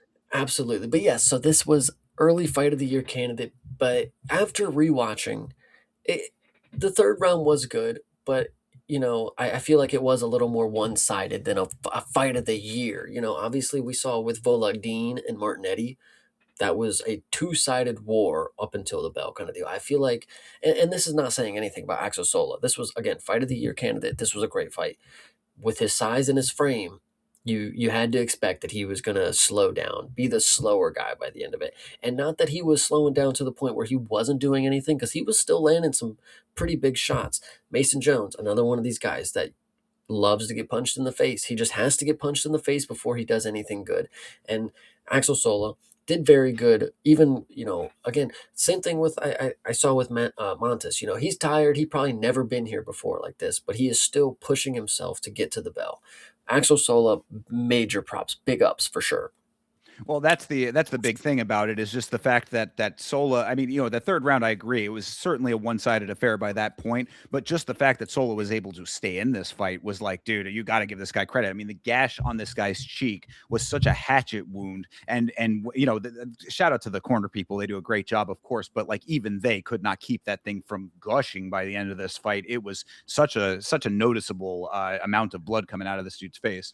I would love to point out, if you think back to the Smashing Machine documentary, when Mark Kerr was asking, what would you do for a win? Would you pull that cut? In the first round, after the knee lands, and Mason Jones points at him and does his little emote, which after he won the fight, all right, fair enough, fair play. Emoting is cool when you win, but Axel Sola went to the clinch, and Mason Jones, kept putting his hands up in his face. He didn't go to that clinch much more after that. I feel like he got a forearm right in that cut, and it was like, I'm good on that one. Let's True. not do the clinch with him anymore. But the first round was pretty crazy because Axel Sola really got the first of the shots because Mason Jones, and I had to go back and rewind because I was almost positive that he got his jaw broke in this because but no, he just has his mouth wide open the entirety of the fight. So he walks into a spinning elbow, mouth wide open, jaw cracked, looks really brutal in slow motion. But I mean, as you can see with the stats, I mean, he didn't even get a technical knockdown. And from what I saw, that was a knockdown. But I mean, that's how quickly he got up. The recovery was on a million for Mason Jones. And then to, of course, come back in that first round, land the big knee that opened up the cut, still lose that round, by the way. The biggest shot that Mason Jones landed was in the round that he lost, and then he was still able to come back and win 2 rounds on top of that. So I think Mason Jones, I'm not, listen, I'm not telling anybody news that they haven't heard yet. This kid is fucking good, man. This guy is a cold-blooded killer. He's, when I was growing up, people would talk about, Nate Diaz and these guys. What Mason Jones, brother, like Jesus Christ. Oh, I mean, Mason Jones, the first note that I have for this fight, Mason Jones is quickly becoming one of my favorite fighters. A lot of respect gained for Axel Sola as well in this fight, but Mason Jones is the story of this thing. And what I say about Mason Jones, based on what we see here, Mason Jones is death by 1,000 cuts a lot of times when it comes to these fights. He is volume plus escalating pressure. And that is no more apparent than in this fight. I mean, like you said, got dropped in that first round, ended up having, dropping that round regardless, even though he turned up, towards the end of the round. But Right. either way, drops that first round, then consistently is finding the mark. The accuracy that this guy has based on the style of fighting that he brings to the table. He's one of those frenetic fighters that's like, really like the movements are somewhat frantic, but still able to hit the mark often. Like the accuracy is there plus the power, and that, starts ramping up, ramping up. Then by the third round, he comes out in that third round and immediately hits the head kick that wobbles Sola. And Sola just tanks that again. Shout out to this guy. Obviously a tough Frenchman over here. And then just keeps that going throughout the entirety of the fight, all the way up until the horn. I mean, like this dude is he's the real deal here. I mean, he's got like that nice 1-2 knee combo that he does, which I really liked. I was like, that's a nice standardized move that he can replicate consistently, especially towards the end of the fight when his opponent is wear down.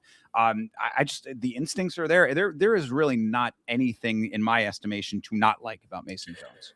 I listen, I everybody should be on the Mason Jones train by now. I mean, even the people that didn't understand that he was making his way back into the organization, it shouldn't even matter. He's established himself as a force. He needs a ranked opponent soon. He says he's going to take some time off, obviously, with the damage from this fight. Brother, take as much time as you need. You've earned it, kind of deal. But I would love to see him get back in here, get him a ranked opponent because he's been proving that he's one of the more electrifying people in the division. He may not be getting finishes, as of right now, but I still see some more coming for him. He finished Oki, I yes, was going to right? say, yeah, Yes, finished okay. okay. Yeah. Yeah, thinking about it, but yeah, no, but Axel Sola, what a dude that I think I can root for. Of course, this guy is really fun, really powerful. I mean, at best a weight bully, but like if he makes the weight, I guess I can't fucking say nothing, until it actually bites him in the ass, which you could say it did here, but again, Mason Jones is just a tough dude. The shots that Axel was landing, somebody who didn't have Mason Jones's heart and cardio is probably gonna, not take those very well in the third, and it would be more of an even matchup. But Mason Jones has just got so much experience on Sola, and this is only going to make him better. I mean, he went to war with one of the best at it right now, so I give him major props for getting all the way to the bell. Absolutely. And, the awareness of Mason Jones as far as like everything that's going on, to talk about fight IQ as well, just I consider that in the same category of just like fight awareness, being on top of your surroundings and knowing what you're doing at all times. There was a time late in the fight, towards the end, where Jones kicked Sola in the body while he was on the ground, and he double checks with Goddard, and he was like, hey, that was legal, right? And Goddard was such a fan of this fight. He was like, bro, it's legal. Keep going. Like, I want to see more. So it's like, even Mark Goddard is recognizing the greatness of this guy, but also this guy being very aware that he was not trying to commit illegal acts in this fight. I loved it. That was interesting because that happened twice actually. That one, he kneed him while he was like getting up, like so Sola had like one knee down and one knee getting up, and like it was kind of a weird how the camera angle caught it. But Mason Jones like kneed him, and then he looked at Goddard and he's like, I'm sorry. And I was thinking to myself at that moment, you don't know the rules. Like I know it was close, but it's like you threw the knee and you didn't know the rules. Okay, fair, fair. And then when he did it again, I'm like, it was legal. Like when he kicked him when he was down, like, but you should have known it was legal. Like you threw it, like you were confident that you threw it, and then what are you like? I'm sorry, I'm sorry. Like Mason, like be more confident in yourself. Throw the illegal strike and stand on business. Don't act like you were sorry about it. And these are the shit again. I watched this one with my dad as well. This was a good fight, and these are the shit that my dad drools over. He's like, I commend a guy like that. He didn't keep. He knew he did wrong, and I'm like, Jesus fucking Christ, dude. If the ref don't fucking stop the fight, just keep fucking going. Yeah, I Just was gonna don't say, fucking cry about it. kind of blowing a hole in my thought that he was doing it with the intention of being aware, because it's like, well, if you're having to second guess it, then maybe you were not aware when you threw Yeah, it. but either way, I think it's pretty funny. Mason Jones is a cool fighter. I appreciate him. And also, yeah, the last note that I had about Mason Jones just to conclude my glaze fest over here was Mason Jones great on the microphone as well, dude. The motivational speech was hitting for me. If you go back onto the watch along while Mason Jones is saying his motivational speech, it inspired me to also be motivating, and kind of replicating that in my own way for Yama. So I'm like, dude, obviously, if you're inspiring me like that transcends and it continues to replicate. So, never fucking give up. I said, hell yeah, gotta love this guy.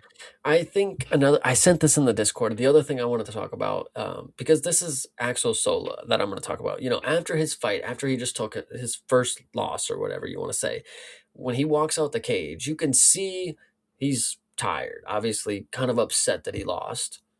He does stop and take a picture with a fan, a young lad, of course. And I think it's not the fact that he did it, but it's the fact that you could see like he didn't have like anything left in him. He's like walking around like fucking needing water and shit. Look like a fucking Cameron Smotherman about to fall out, but he made time for that young lad. I'll give it to him. Shout out Axel Sola. Well, and this is why a fight like this should be fight of the year candidate, or at least in that conversation, is because fights like these should make a fan of both fighter out of you. You should come away from fights like this being like, both of these guys, like, there's commendability on both sides, and that extends, I guess, to a minor extent to what the stuff that we're talking about. Jones being great on the mic, Sola being a good guy outside of the cage. These are both guys that you can root for in multiple different ways. Got to hand it to both these guys. Definitely, keep Sola around for sure. He definitely deserves another shot here. And, Mason Jones, just keep doing what you're doing. Both these guys get a big stock raise from this fight. I think they shared a beer after the fight too, something like that. Gotta love that. Pulling the old Steven Asplin there. Let's go get drunk. I one more thing, speaking of that point, we just saw a war out of these two dudes. They just went to the bar afterwards. Most of the time you see a war, it's like, yeah, they're taking the picture in the hospital.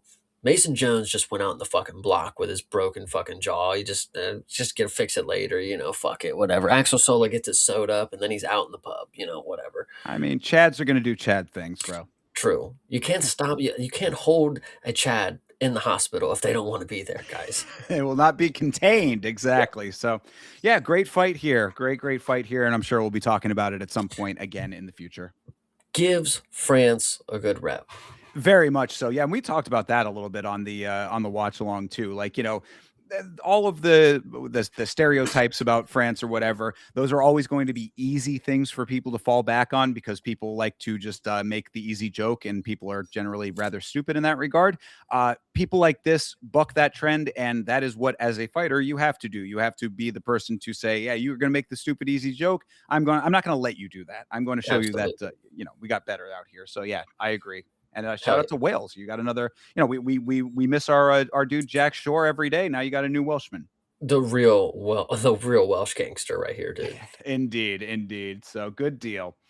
All right, well, moving on to the main card here. Curtis Campbell, he fought Danny Silva. I mean, I was talking about it on the watch along as well with this one, where I was saying all week and leading up to this fight, every single person is telling me that Curtis Campbell, he's the guy. He's got all this, that, he's the one, the next up, this and that, blah, blah, blah, blah, blah, blah, blah, blah. And Danny Silva hit him with the air shotgun before the fight started, and then hit him with the shotgun in the fight as well. Yeah, this one, what I will say, I think Curtis Campbell actually probably will be very decent. Taking a loss like this early on should get your head in the fucking game. You just lost in front of everybody. You wore your pink fucking shorts, you got knocked out, and it was your debut. Everything amalgamated to this should be the lowest that you've been right now. So hopefully a big comeback is coming, because what I saw in the first round, I saw very versatile striking. Okay. I also saw him get Danny Silva to the ground and almost take his back. It took his back for a little bit. Danny Silva is just very experienced when it comes to this. To be fair, I think credit should be given to Danny Silva. I know this is a debut guy. This is not somebody who has UFC grappling experience kind of deal, but Danny Silva, for somebody who is a boxer, 100%, straight off the bat, just boxes. He's got very good wrestling, very good defensive wrestling, and his grappling. He could have easily sat in the body triangle and just been stuck there for the rest of the first round. It was a decent amount of grappling for the first round. We get back to the feet, and it was close. Curtis Campbell won the first round, and I can see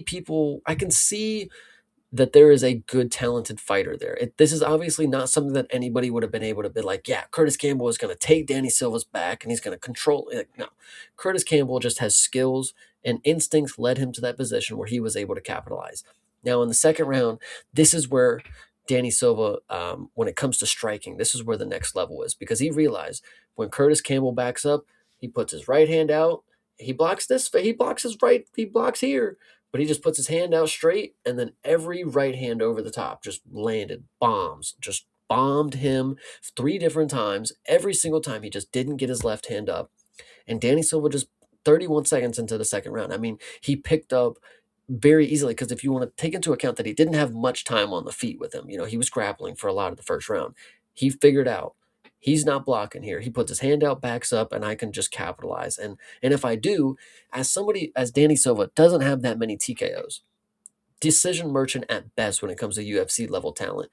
But this is somebody in their debut. This is somebody who hasn't really been taking shots from somebody who's been professionally training this for multiple years now, kind of deal, at the highest level. He didn't eat those shots. He has such a goofy look to him. His hair goes flying all over the place. I mean, he's in his pink shorts. We talked about this with the guy with the orange afro in Contender Series. Yeah. If you're gonna be the guy who looks like this, be prepared for when it looks like you are the worst fighter ever. When you are the guy who wears pink shorts with the 4-inch thick glasses, with the top knot or whatever. Be prepared to look like shit, and be prepared to look even worse when you get knocked out by a dude who's never knocked out anybody in the organization on your debut in your home territory, and you're the guy just wearing pink shorts, dude. Like, I don't know how to explain it to you. Same with Sugar Sean O'Malley. I mean, you got to win if you're going to be that guy, kind of deal.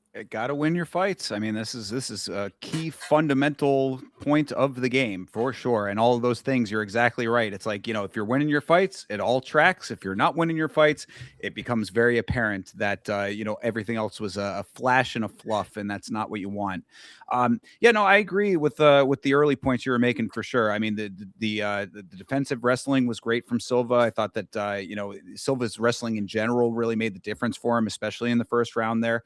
I mean, obviously in the first round, but kept him safe from a lot of what Campbell was doing when it came to the maneuvering. And you saw that Campbell was being very sticky. So there, it's like you said, the formative elements of a good fighter are certainly there. I mean, the building blocks all made sense. The other thing that I would bring to the table, perhaps, is that this did seem like a bit of an early stoppage, even though it's understandable considering that Campbell had been dropped like 3 times in a row. So it's like, what are you supposed to do at that point? I can understand it from the ref's perspective. Like, you can't just keep going down, going down, going down. But I mean, he was not out. So it does kind of put a little bit of a light on this, perhaps. But I was not super upset by it because I think that really it was the culmination of a poor set of maneuvering in the big picture as far as the overall game plan of Campbell. I think it almost seemed like he might have been underestimating Silva to an extent, and that is not, especially on your debut, bro. I mean, I know that you're in your hometown. I know that you're trying to big yourself up in front of the hometown crowd. But you got to know what's coming back at you, especially with a guy who has UFC experience under his belt already. I don't hate the early stoppage call, because the reason I want to say that is because when Curtis Campbell got up after the stoppage, he was he motioned to the ref like, good stop, like, appreciate it, and it's normally when somebody's concussed and they are fucked up, they're like, what the fuck you stopping that shit for? He was at least in the right mind, like, I was getting fucked up, bro. Appreciate you for stopping it. I'm still here. I'm good, but it definitely was over. So appreciate that. So I don't know. I kind of I like to think that he was still there enough to know that the fight was over, but early enough to not have his brain damaged, long term kind of deal. Yeah, for sure. Yeah, absolutely. So, I mean, Danny Silva is a student of Cub Swanson. Cub Swanson is one of my all-time favorite fighters. I was very happy to see that Swanson's team got the dub here. And if the plan was to come in his face, then do you think that he accomplished that plan, Chase? Yes, absolutely. 100%. No diddy, apparently. The only other note that I had for Danny Silva, of course, never the good move. He broke the cardinal rule in his post-fight interview. He said, "I'm broke. It'd be nice if I could get a performance bonus." Well, that's exactly how you do not get a performance bonus. So unfortunate there. Yeah, but the thing is Danny Silva, and I don't know if you noticed this, he represents Mexico now. They don't have it on ESPN, but Ah, he's representing Mexico, so he can say whatever he wants on the mic. Dana White will love him. did he end up getting a performance bonus? I don't know, but he'll probably get a finish bonus. That's the new thing, guys. It's not performance, but like performance bonuses, that's just all political now. Finish bonuses is where it's at. If you get a finish bonus, that's guaranteed kind of deal. I like it. I'm fine with that. Either way, good win for Danny Silva here. Curtis Campbell back to the drawing board, but I'm sure he'll come back. I mean, this is exactly when you're supposed to take the loss. I mean, really, he's a debut fighter coming in against a more experienced guy. Learn from the mistakes. I'm okay with it. I want better for Campbell. Hell I yeah. want to be able to see how he's going to be able to navigate longer into a fight again, based on the fact that I'm amazed in the first place that this guy has ever cleared to fight, considering that he has glasses that are 3 inches thick and look like they could kill ants on the sidewalk with him standing at full tilt. Curtis actually has really good kicks. I think the kicks were really good from him. The Muay Thai itself, I saw that he had the skills. Like, he threw a knee up one time and he like kind of came over with an elbow, but it just didn't look like he was fluid enough with it. Same thing that I saw with Chanel. Like, they just weren't able to track somebody down doing it. They needed somebody to walk right into them doing these moves for them to actually be working. So if he just spars a little more, just hard sparring with people that are similar size to him. Obviously, he's featherweight. There are a lot of people out there in the world that you can spar with. Just keep honing on your craft a little more is what I would say. Absolutely. I agree. Well, moving on to the next one here, two people that I don't think have ever honed in onto their craft necessarily. I mean, maybe one of them to a minor extent, but never worked out. Roman Dolidze fought Christian Leroy Duncan, and really, this fight was, to me, not great. It certainly, I remember, Chase, I think you posted in the Discord, there was a tweet from someone from the country of Georgia who had said that Roman is 1 foot out the door. He's building a business right now back home in Georgia. I said, maybe that's what Roman Dolidze should be focusing his energy on, is building up that business back home. And on the other side of the equation, Christian Leroy Duncan, he ain't it either. He ain't it either. I'm not. This fight was underwhelming to me. I did not particularly enjoy this fight. I hate to be right about this because it's not something that I would say that I had a big sample size on, and you really just got to take a shot in the dark at some of these opinions in life. But Christian Leroy Duncan is when he's in the apex. I mean, he genuinely is John Jones. I mean, you can't even make it up. Like he looks like the most creative striker you've ever seen. He will knock out anybody that is like a bum, of course, but and the apex. But then when it comes to fighting in front of his fans, his hometown in London, he's absolutely tragic. It's Roman Dolidze. I mean, and you guys, for people who are actual fans of Christian Leroy Duncan, for people who understand that Roman Dolidze is not very good, you know, I root for the guy, but after seeing what I saw here, I should have seen more of the leg or the heel hook spamming coming kind of deal because it's awful. But Christian Leroy Duncan at the same time is he should have been able to finish this fight with Dolidze. Dolidze is not very good. And to be fair, dude, the first round, the fact that Dolidze looked like he was potentially going to do some good work in this fight, the first round went his way. He fucking landed some stupid back fist that dropped Christian Leroy Duncan. Like what in the world? It didn't drop him, but it definitely hit him, and it did something. And then Roman wrestle fucked him the rest of that round, kind of deal. But like the second and third round, Christian Leroy Duncan won. I will say that he won, but did it look like Christian Leroy Duncan that has won rounds in the past? No, not even close. I've seen him dominate people. I've seen him do the most creative striking. I've seen him mix in things that you've never seen. He's somebody who takes it to the next level when it comes to creative strikes because he's doing strikes that you've never personally seen. He's trying to do the Habana kick or whatever the fuck you want to call it. Like he's trying to make strikes up as he goes. And it works, but not always. And especially when you're in, bro, a pay-per-view, paid live event, whatever you want to say, premium live event, you got to do better than this, bro. Like fucking Jesus Christ. And when I first started watching the sport, Christian Leroy Duncan, his matchup against Tululin or whatever the guy's name is, he fucked that dude up. I was a big fan right there, and I knew it. And then he went up against Marco Tulio, and I said, he's back. He's back, everybody. He's gonna finish. And then he's coming to London, and I just knew he wasn't gonna be able to perform. I don't know. I just had the feeling this dude is a bright lights kind of guy. When they're on, he is off. I don't know. Yeah, it's hard to say if that's exactly it, but it certainly the proof is in the pudding. It would seem. Shout out to Sarah Toby, by the way. Appreciate you For here, sure. Sarah. But yeah, I mean, like there were flecks of good things from Christian Leroy Duncan in this fight. I mean, he hit a nice jump knee to the body to start the second round that put Dolidze on his back. There's like it was instances, he had moments, but he's definitely a fighter. It seems like when the person is not giving him what he needs to look great, he cannot find what he needs to look great. And that is problematic in the big picture. So you have a fighter, this fight specifically was very bad for that because you have a fighter in Dolidze. Dolidze was on the ground so much that commentary was speculating that that's just where he wanted to go. Like he wanted to take this thing to the ground so badly that he was taking himself to the ground.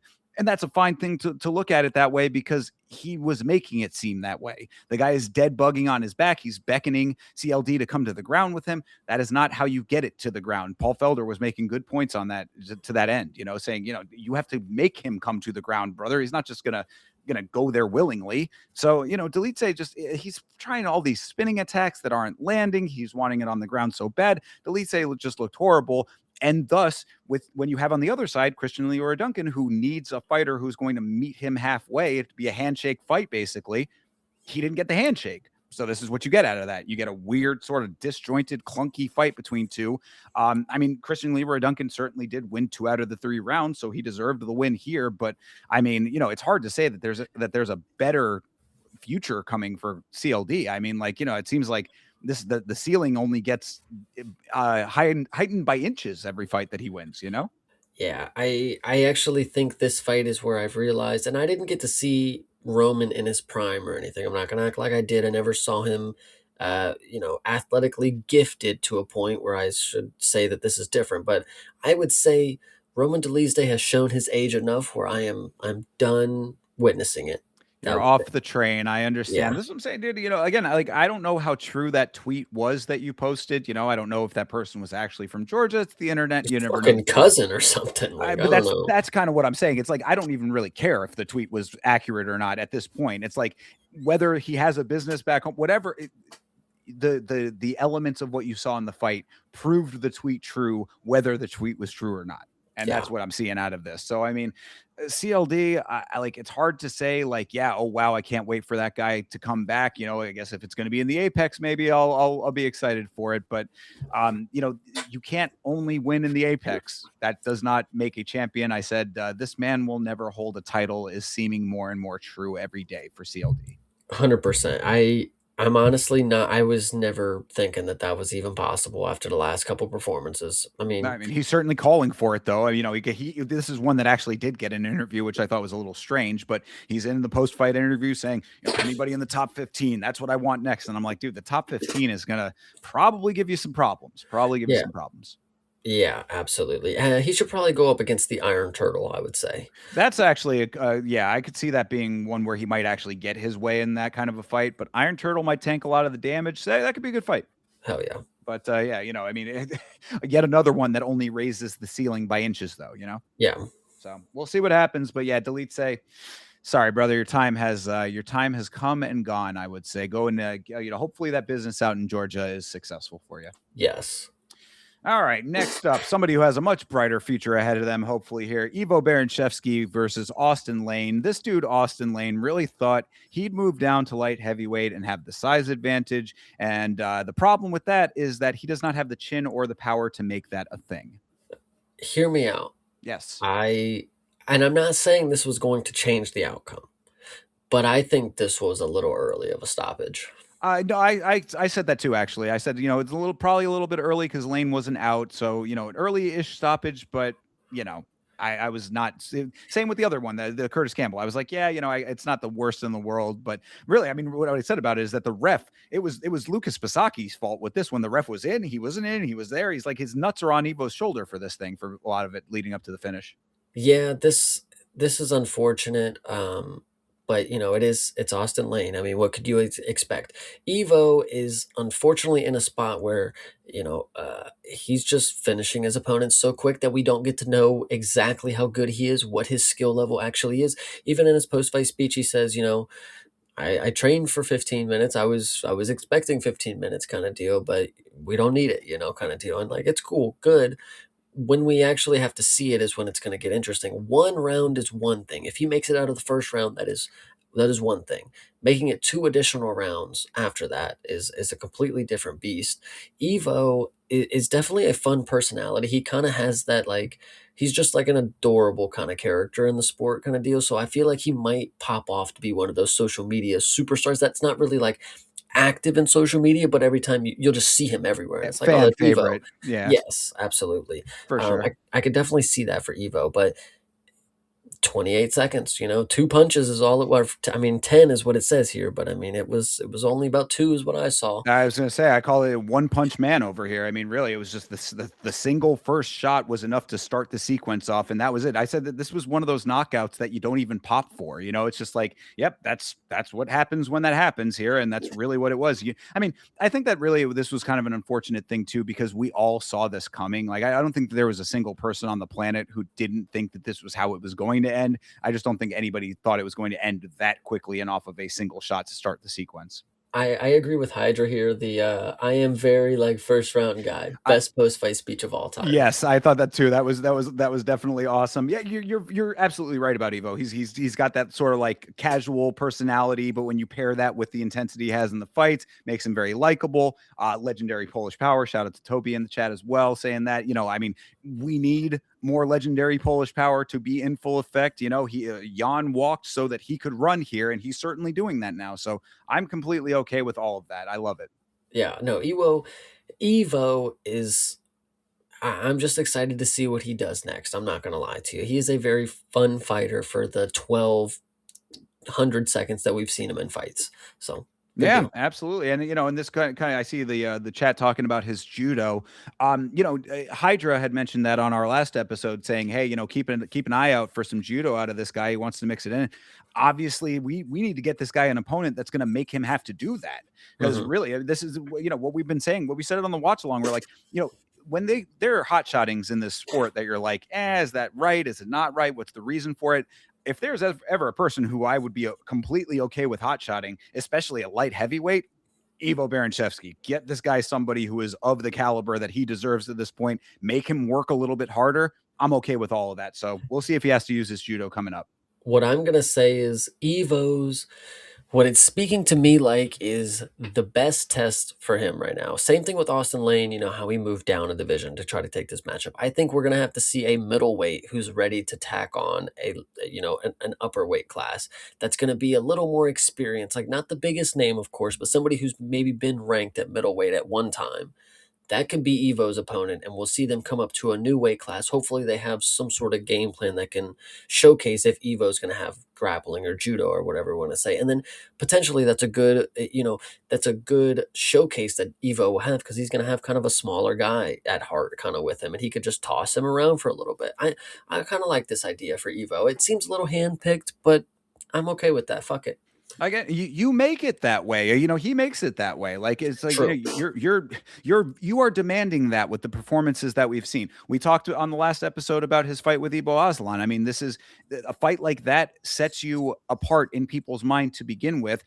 We knew it was a tee up fight. He took that tee up and knocked it out of the goddamn park. He is making his way with all of what he is doing. I think that the trajectory writes itself. True, and going back to Montes, you're talking about the tee up fights. Montes didn't hit his Now, out the park kind of now deal. you're getting it. Now you see, and there you go, Chase. You just exactly nailed why I was saying what I was saying about it. Nothing against Montes. I think that he is going to be a good fighter. This is how you nail it. You know what I'm Mhm. saying? That's the difference. So Yeah, good deal. absolutely. But yeah, I mean that's all that there is to say about it, because this fight was over and done with very quickly. And no, what I wanted to actually, there's one last thing. When Sure. they were announcing the scorecards, did you watch Austin Lane? No. You did. What did he do? He just looked right in the camera with like the most blank expression, just like sad as hell, like for the entirety of the Oh. read. So like they have the camera on, and he's just like, I mean, yeah, it just sucks, bro. I don't know what to yeah. tell you on that one. That's kind of how it goes.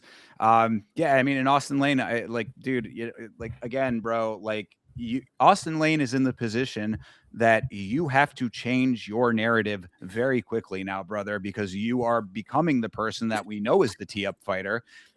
If you don't change that, I mean, I'd be surprised if they keep him around either way, because I would think that at this point, like, it has become apparent that there's really not much more for him.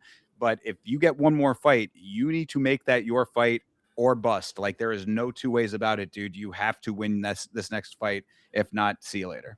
I hate when guys like Austin Lane get are on their way out of the UFC because in the era that we're in of combat sports, I mean, I can only imagine where he's gonna go from here. Like I just feel bad thinking, oh, he's gonna go to bare knuckle and get destroyed. Like fuck. Like, Go over to karate combat and get teed up with a janitor. yeah, but I was think that was my first thought. It's like, oh, they could just do the rematch. They can do him and he fought Robellis, right? It was Robellis. Anyway, I don't remember. I think Maybe he so. did, maybe not. Austin Lane Karate Combat is fine. That's a decent one, but out of all the other options, he if he went to bare knuckle, man, I'm just saying, I just don't really hope that for him. Oh yeah, no, and that's your own career navigation to know that that's not the right place for you. True. All right. Well, we'll see what happens to Austin Lane, but Ivo Baranchevsky, definitely the guy that everybody's watching out for now. So Absolutely. new blood at light heavyweight. I love it. All right. Next up, we got to talk about it. This is the fight that everybody's been talking about. This is Michael Venom Page versus Sam Patterson. I said everybody hates MVP now, lol, which I mean, I know a lot of people already hated MVP, but golly, does everybody hate him now? You often say, Chase, Thinker's not as active on Twitter. This was one where I did a little bit of looking around on Twitter to see what the community sentiment was after this fight. And goddamn, do people hate MVP after this one. Sam Patterson somehow walking away unscathed after his performance, which I think is a little questionable. But really, the impetus is on MVP. He's the more experienced fighter. He's the guy who was the big name. He was the one that the crowd was popping for in the hometown, even though both these guys are English. I thought that was funny. And this turned out to be a pretty solid dance off between the two of these gentlemen. This fight was horrible, yes, and I agree. Everybody was telling me beforehand MVP is boring, and you should not be praising an MVP performance, because even before this, I was saying an MVP fight is normally pretty fun from my perspective. And Sam Patterson, shout out to him. You are right that he's kind of skating away on this one, and everybody's blaming MVP. But for the most part, everybody was saying that MVP was running. MVP says Sam Patterson was running. It kind of was a mixture of both. At every time Sam Patterson would walk forward, MVP would walk backwards. Every time MVP would walk forward, Sam Patterson would walk backwards. It's both of their faults. Like, let's be real. It takes two to tango. You have two dudes who total strike landed 12 significant strikes. The other one landed 27. And these are two strikers in 15 minutes of fight. Nothing happened in this fight that is even worth winning a round. I don't know how we didn't see 9-9 scoring for these. I'm not going to lie. Fair. I mean, yeah, I could definitely agree with that. I think that MVP, I think that he utilizes this lack of lack of output effectively at times, and obviously previously in his career he used it very effectively. So I am okay sometimes with how he navigates his fights, and the reason for that is because I am very sick of the narrative of running in general in fights. What I have gotten to, and I've been formulating this thought based on previous conversations of ours and how I view fighting in general. What do you fight inside of, Chase, when you are in the UFC? Fight inside of a cage, right? It's an octagon. It's an octagon, and the walls of that octagon are yes, a cage. Yeah, that is an enclosure, correct? Right? The cage keeps people inside of it. That is your space to operate and to win a fight within. If your opponent is not engaging you the way that you want them to engage you, your job is to go get them. Go find the win. Go get that person to make something happen that you want to happen. That's how I look at this when it comes to running in general.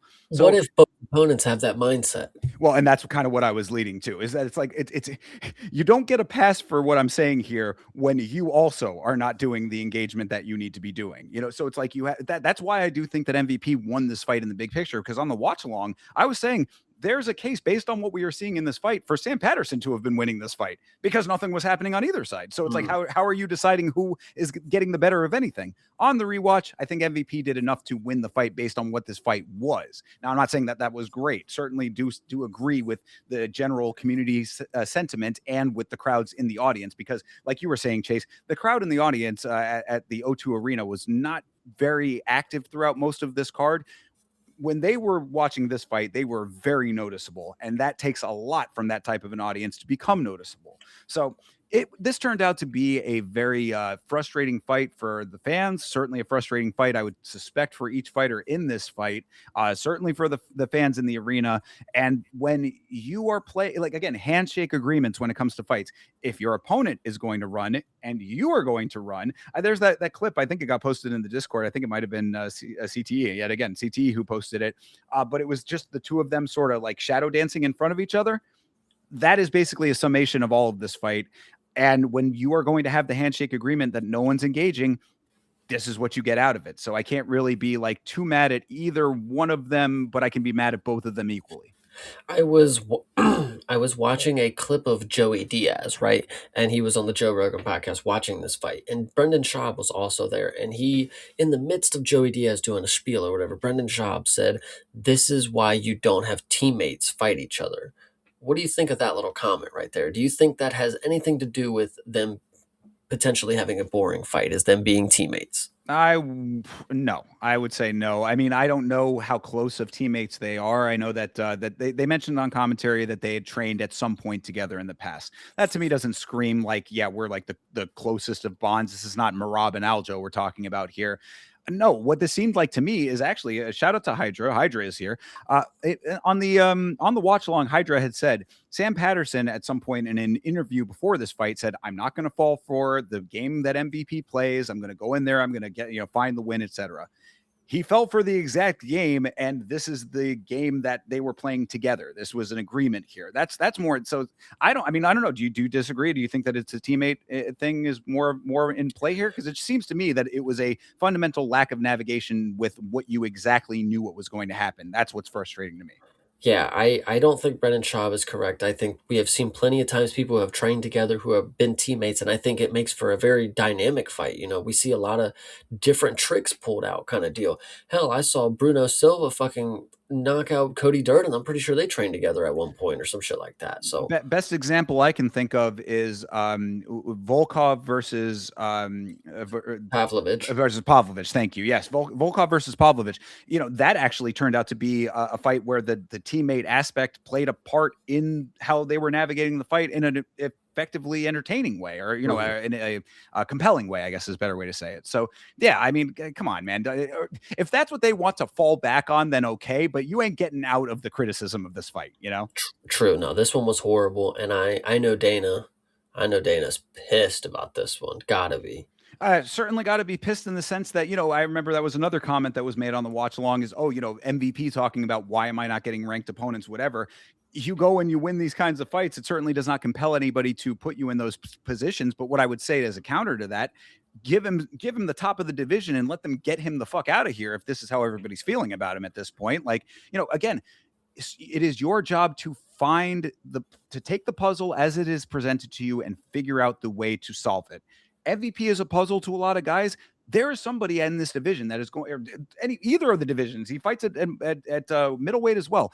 One of these divisions, somebody's going to be able to figure this puzzle out. Give him that guy and have this puzzle completed already. Solve the puzzle. Yeah, this fight was just unfortunate. I feel bad because Sam Patterson had a lot of hype in my opinion. I mean, coming off of 4 straight finishers or whatever it was. I mean, that's a pretty good run. One of my stock raisers of the year for last year, Sam Patterson. I was under the radar. This is what I said on the last episode. I was saying that like it hurts that MVP was going to win this fight because I think that there is better for Sam Patterson in the big picture. This certainly does not help you in that regard. You could have gone out there and made even if you lost this fight, if you had brought the fight to MVP in a legitimate way, you still at least could have gotten the salvaging stock raise off of men. You tried your hardest and you just came up short. This does not do anything for you in a positive light. I remember I felt bad for the casual people who told me that they watched Max Holloway and Charles Oliveira and they were disappointed. I'm glad that this did not come across the casual eyes because this is just not what the UFC should be represented by.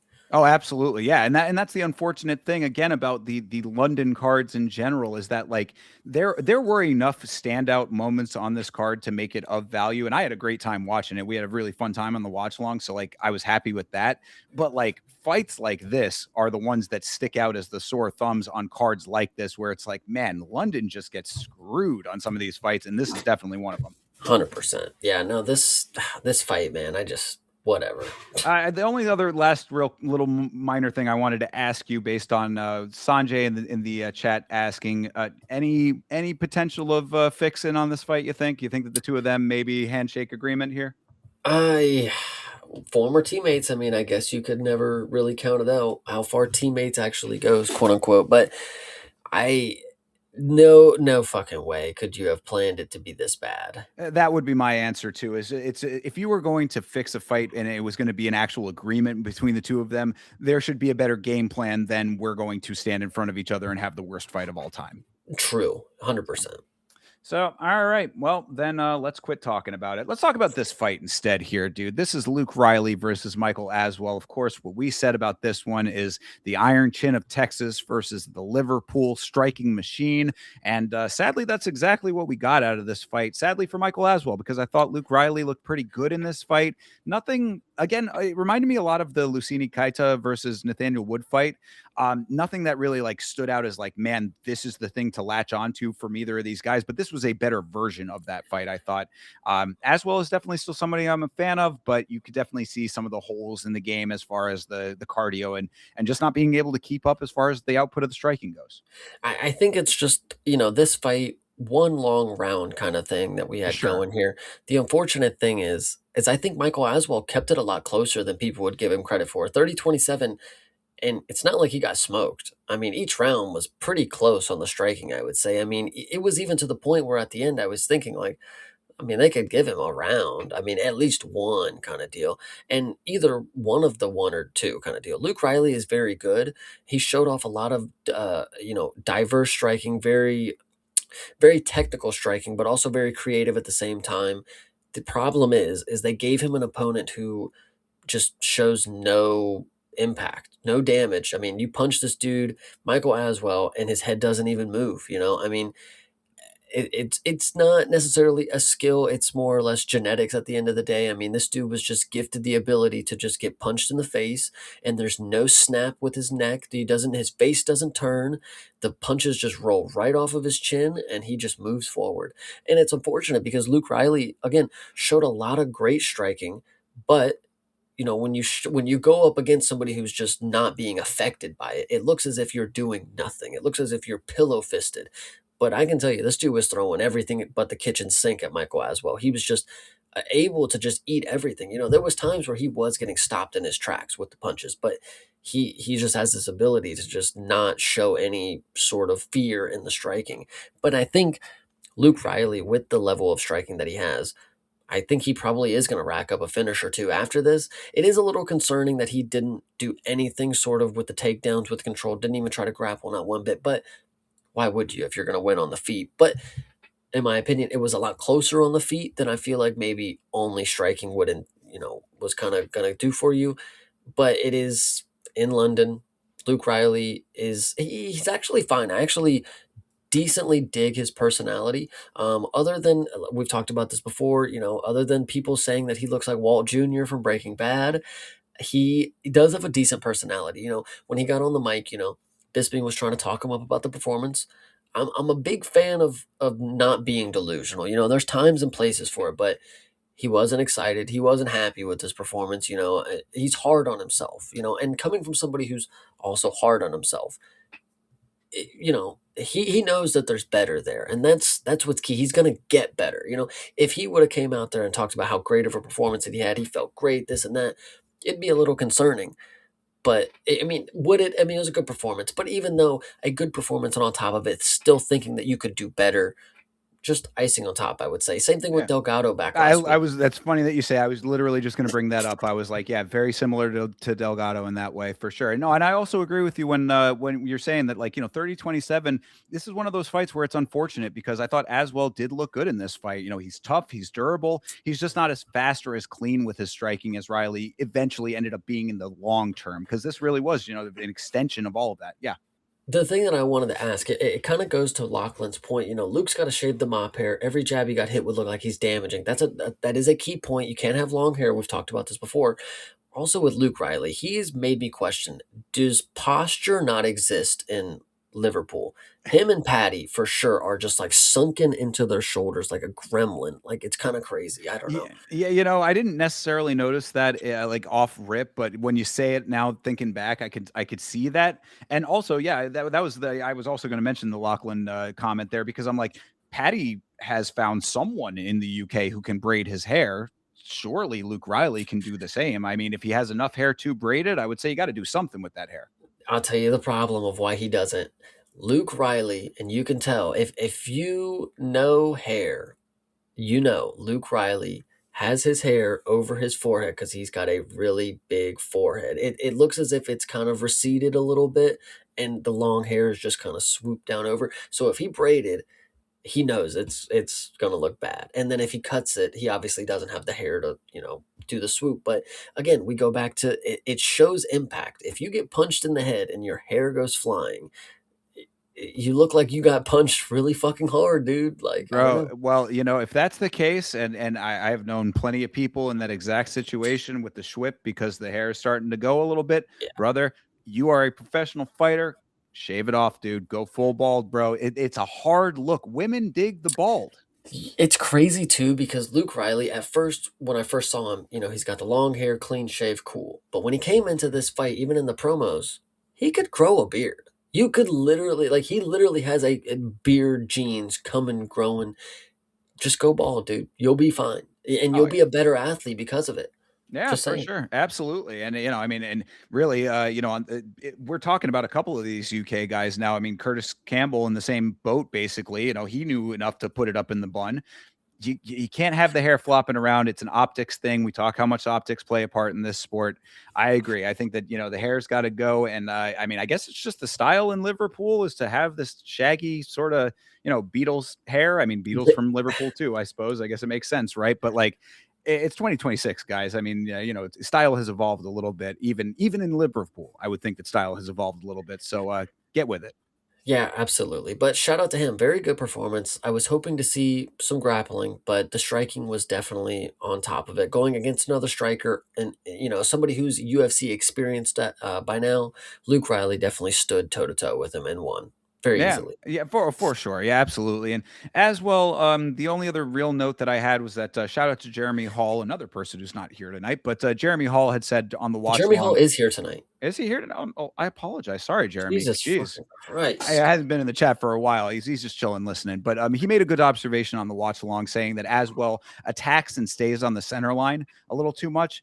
That would be a note that I would have for him going forward. Is that it's the cardio and that if you could improve both of those things, cardio is going to be a little bit more tricky, I would suspect. But that specifically, that's an easy fix. I mean, just a little bit more dynamism when it comes to your movement, a little bit better head movement, those kinds of things. Easy to fix that one.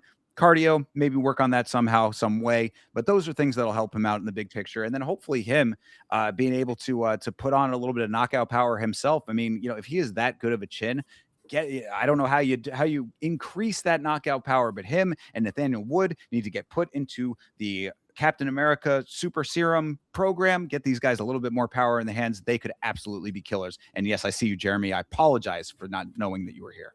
Absolutely. Yeah. Shout out Jeremy Hall. For him forgetting about you is criminal, but I It didn't. was. Don't worry. It was, yes. That's why Chase is here to remember these things. Absolutely. So yeah, no, but good, yeah, good win for Luke Riley for sure. Yes, absolutely. 100%. I like this one. All right. Well, that brings us to the main event of the evening, and we've got to talk about this one in depth because I mean, this is kind of crazy. This is Movsar Evloev versus Lerone Murphy. First and foremost, just to get it out of the way, Mr. Movsar coming in as Mr. Prove a Point in this fight. We've talked about how that is always something that is off-putting only from the sense that if you are going to be Mr. Prove a Point, then you need to go out and do it definitively. There has to be no question in the world that you are doing the right thing by not fighting with the things that you are good at and choosing to fight in a different style. That all said, he did win the fight, even with a point deduction. So there's a lot to unpack here, Chase. What do you got to say about this? Mosvar did win the fight. And what I will say is this fight was not action packed. It is not like we are judging the most star studded event of all time when it came to this matchup. It was a lot of splitting hairs, I would definitely say. When it came to the rounds, a lot of them were close. But the thing that I will say is in the moment, when the point deduction happened, I remember because I had said that Mosvar was going to win this matchup, but when I was watching the fight, my heart was what I was seeing was definitely leaning towards Lerone.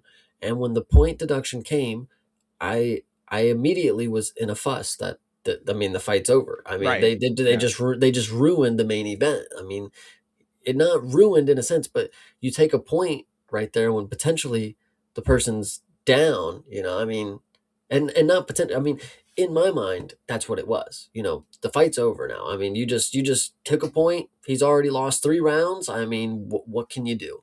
And to find out when the scorecards come that it was the complete opposite of what I believed. This, and I'm not kidding, chat. I'm not kidding. And if anybody is out there who's able to help me with this and get me back to the correct universe, I witnessed the judges take me into the alternate timeline when they read off these scores. Because when I heard the scores, I was like, that sounds right. There we go. 48-46, 48-46, 47-47. Fine. Movsar. And my mind just exploded when I heard Movsar because it did not comprehend like how it was even possible at the moment. And people want to tell that it's like, oh, I don't know what I'm watching. Oh, I'm biased because I'm listening to this, or I wanted this to win. It's like guys, I genuinely had shock come across me when I found out who won this fight. And I wanted Movsar. I said Movsar was gonna win, but I had genuinely just watched him lose 3 rounds, get a point taken, and then win the fight up two. Like I Right. don't know. And also had to catch yourself there to saying I wanted Movsar to win. No, I didn't want Movsar to win necessarily, knowing what you know about Movsar's style. He didn't use that style here. So it's even more surprising that he won this fight. Yeah. I mean, really, this is like such an odd circumstance because watching this thing back now, in the moment, I'm talking to chat. I'm paying attention as much as I can, but there's a lot going on in fights. I got my attention slightly diverted. I always say this is why I rewatch fights. So I sat and rewatched this fight with a fine tooth comb. I was locked in. I was not letting anything distract me. I was looking at this thing very analytically. This fight comes down to round 3 and how you view round 3 as to who won that round. Movsar had a definitive big moment towards the end of the round and a little bit of a flurry to finish the round that could swing the round for him. I personally am of the mindset that Murphy did the better work throughout the round before that. So really, that's where it hinges to me. But that's the only thing that it should hinge this fight. So that being said, this is either 48-46 Murphy or a 47-47 draw. There is no, to me, based on what I watched in that fight, especially on the rewatch, when I was keyed in, locked in as if I was a judge myself, there is no world that Movsar won more rounds than he did in this fight. I don't understand where the judges saw anything different. The only thing I could think of is that the judges were a little bit in awe of the idea of Movsar Evloev striking when they know that he is a grappler. That has nothing to do with fucking anything. This guy's striking was not it. I mean, throughout the entirety, you go back on the watch along, I'm sitting here, I'm like, why is he doing this? Why is he engaging in this way? He himself on his stool, his corner is saying, it's time for the takedown, brother. You can go and take him down anytime. He says, oh, one more round. Dude, Fucking why? that made me so, and that's another reason why, like when I went back, when I was watching it, and I'm like, he got out the second round, and the coach is like, all right, you got to start wrestling, man. You got to get into it. And he's like, I'd give him a couple more rounds, and it's a couple more. It's already the second. What are you talking about? So like in my mind, he's already lost. He lost those two. Like he's already gave up his game to play Larone's. Larone is winning on the feet. You're not going to sit here and tell me that Mosvar is just some champion fucking level, god on the feet now. Like Larone played his game, never got taken out of it. Every time he got taken down later in the fight, he got back up to the point where he was winning the fight, where the fight was being won by him. I just don't get it, honestly. I don't know. And that's where, like, because I'm seeing the chat, chat saying, oh, that third round I gave it to Movsar, he did enough for this and that. That's fine. That's fine if you did that, but that still equals up to a draw. So this is what I mean. Like, I don't understand where it really is very mind boggling. I saw your reaction to it. You posted the clip in the Discord. I was like, that tracks. I mean, everybody was looking at this thing. I think you said something else that was very poignant in the Discord as well. You're like, they did this to Lerone Murphy in England, and everybody was like somehow okay with it, which was very strange. I mean, like, it just seemed like when you talk about like the Twilight Zone, that is certainly where this fight felt like it was taking place. Dude, because it's not only just the score, it's not even, bro, the crowd didn't give a shit after. That's what made me so mad. They didn't boo once. They didn't have any questions. You know what was even more crazy is when Lerone got to his post-fight speech. Even when they were reading out the scorecards, it wasn't the post-fight speech, excuse me. It was when they were reading out the scorecards. Even he was like, "Yep, he did it. He got me." And I'm like sitting here thinking, like, how do you not think that you won? Like, I know He obviously finally did after the fact, right? I mean, he came right out on Twitter after when watching it back, but he rewatched it, but like yeah. in the moment, I'm sitting here thinking, like, how did you even, like, how were you also fooled just like everybody else in the crowd? Like, The crowd didn't give a shit. Even Mosvar got on in his post-fight speech, this time correct. He said, fucking, I thank you, London. I appreciate everybody for being so nice to me. It's like, bro, you just fucking robbed their whole fucking, like, yeah, they're so nice to him. It's crazy because we're not even in a real realm anymore, And shout out Toby. Maybe it wasn't Toby, but somebody said, he hasn't left England yet. Don't worry. So hopefully they get to him. But either way, it's just absolutely crazy to me that Lerone got robbed here. I don't understand what happened here. I'm so upset for Lerone because he got injured in the fight and still pulled through to the bell, putting on close enough performances where even then it's like people are telling me that like if I remember saying if you thought Mosvar lost 4 and 5, go rewatch it. And it's like, did anything really even crazy? I mean, he took him down and Lerone popped right back to his feet every single time. There was nothing that Mosvar was doing other than wasting clock, when it came to takedowns. I'll take a little issue with that. I mean, Mozart did turn up in those rounds enough to definitively swing them, in my opinion. But like you said, I mean, this is an injured Lerone Murphy at that point. I believe it was in the 4th round that he popped the hip flexor. At the end of the 3rd. Or the end of going into the 4th round, I should have said. But so, yeah, I mean, so it's like, yeah, this, like, again, you can view all of what Movsar did in context and say that there were moments that made sense for him to win rounds. But to think that he definitively won this fight,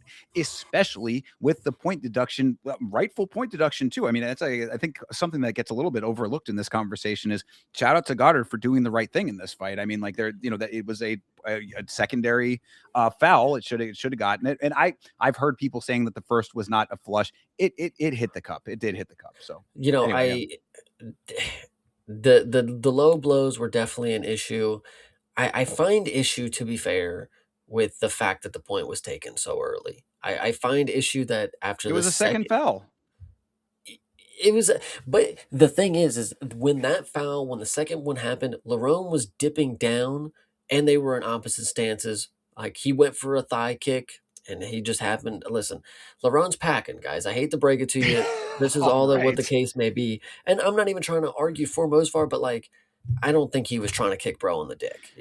Well, fair enough, but I mean, I was okay with it. I thought that it was, if it happens a second time, that is when you were supposed to take it. If you're not going to take it, then when are you going to take it? I thought that it was appropriate personally. But either way, the point is that regardless, it happened. It happened. This is what happened in the fight. The dynamics again, like I said, this is the twilight zone here. It was very crazy to hear what we heard out of this, see what we had just seen, and for this to be the outcome. I don't know how this goes down this way. And I mean, the bigger picture, shout out to Lachlan saying earlier, he was like, how many times out of 100 does Volk beat both of these guys? That's the bigger takeaway to me at the end of the day, is that after seeing what we saw in this fight, if Movsar thought that this was the proving of the point that he was getting across, brother, I have another thing to tell you when it comes to what you're going to be encountering against Alexander Volkanovski, even at his advanced age. Nothing that I saw in this fight from either of these gentlemen, but most especially from Movsar, is going to be anything that I'd be too concerned with Volk with if he is going to play this game for a second time. If he goes back to what he normally does well, maybe it's a different story.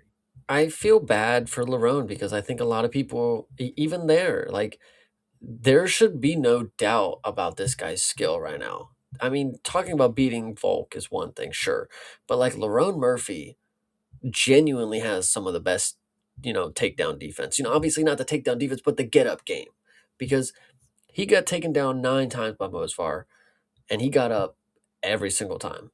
Every single time he was right back to his feet with an injured hip too, mind you. Right. He was able to still continue to get those. And then when you talk about his striking, he is a counter striker. He plays the outside, but he is still very, very skilled. I think Lerone Murphy, in my opinion, I have been high on him before. I think he is somebody that is somebody to have fans. He's worth having fans, I would say. But this is an okay loss to have. When it came to Ian Gary and Shavkat, it's an okay loss to have. When it came to Brandon Royval and Tatsuro Taira, it's an okay loss to have. Oh, yeah. No. It's an okay loss to have in that perspective. It's not an okay loss to have because it was a robbery, and it's not an okay loss to have because it was a title eliminator. You know what I mean? That's why this is such a big deal. If this had taken place like earlier in both of their careers, this would have been fine. There were a lot of implications on the line for this. So, yeah, I mean, it's just really an unfortunate situation all around. This comment right here. So Tyler Betts, I'm shout out you for being here. I'm glad that you brought this up because not many people seem to be bringing it up. Facts meet Rocket plus he won round one on damage, the body kicks, and the teeps that clearly made Lerone rat. There was one specific front kick that Lerone like He went, clearly, yeah, way back. Yeah. yeah, he clearly was hurting a little bit from it, but obviously didn't really matter. But I will agree with somebody who, and this is the problem. Normally, if you're going to have an argument to why somebody wins, if you bring up the points that I would agree would win somebody the round, case closed, you got it. If anybody out there would say, man, there have been a few, and I kind of agree with them. Mosvar won by damage because that kick was the most damaging shot out of a very slow, slugged kind of round. There wasn't much going on. I would hesitantly agree with you, but at least you brought up something that I could say happened. I do remember him kicking him in the stomach, and it looked like it hurt Lerone more than anything had up until that point. Not to say he was hurt, not to say it was anything, but it just caught him right in the breadbasket, and he was locked in for the rest of the fight when it came to the body shots kind of Well, deal. and also, I thought he was locked in for the rest of that round. Again, I was watching the round for with a fine tooth comb. I watching the whole fight with a fine tooth comb. I say Movsar. In the moment, and that's another thing too. In the moment, when I was on the watch along, I thought that Movsar won the first round. I had said that I was like, oh, Movsar coming in with the round one, this is going to make a big difference later on in the fight. I thought it was a feel out round. Did not know that Movsar had the plan that he had, so I didn't know what the rest of the fight was going to look like. Upon the rewatch, I gave it to Lerone. So I don't. I'm just saying. I think round three, you made the best point also, is because at the end of the round, when that flurry came, I remember I was questioning. He might have stole it. He might have got it. But the problem is I didn't say yes. He got it. He got it. He stole it. He And might have. Larone hit the Potentially. spin. Yeah, yeah. And Larone hit the spin kick earlier in that round too. By the way, that's what I'm saying. Like everybody, look, recency bias for the end of the round being what you take away at the end of that.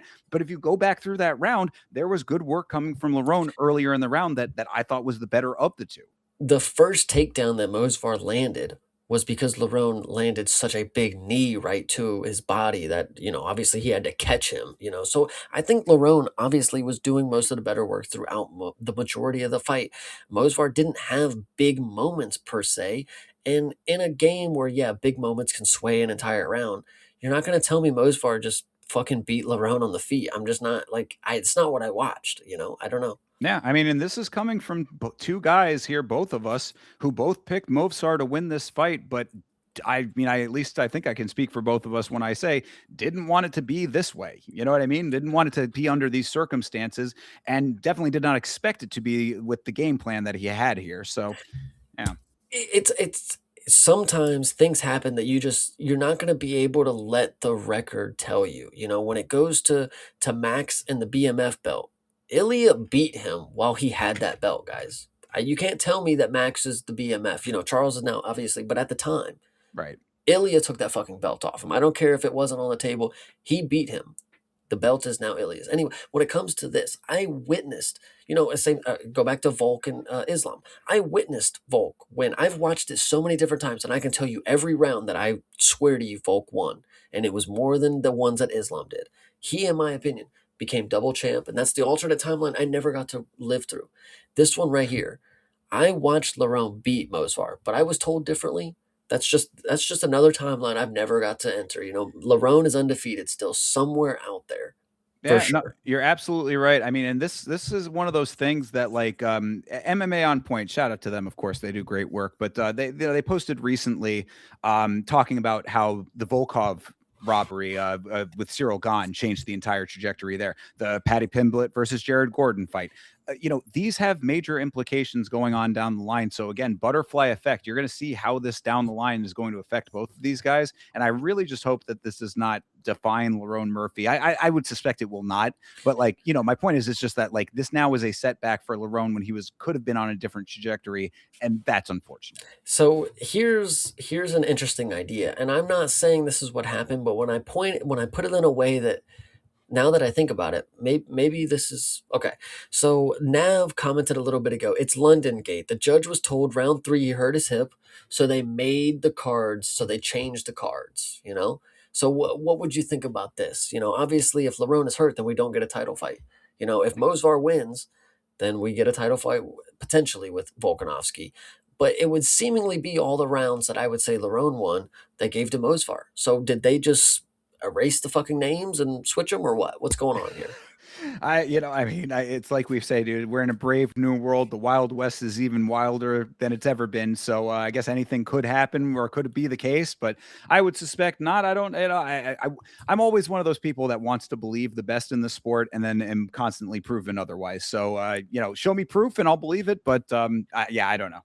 Absolutely. Yeah, I hear you.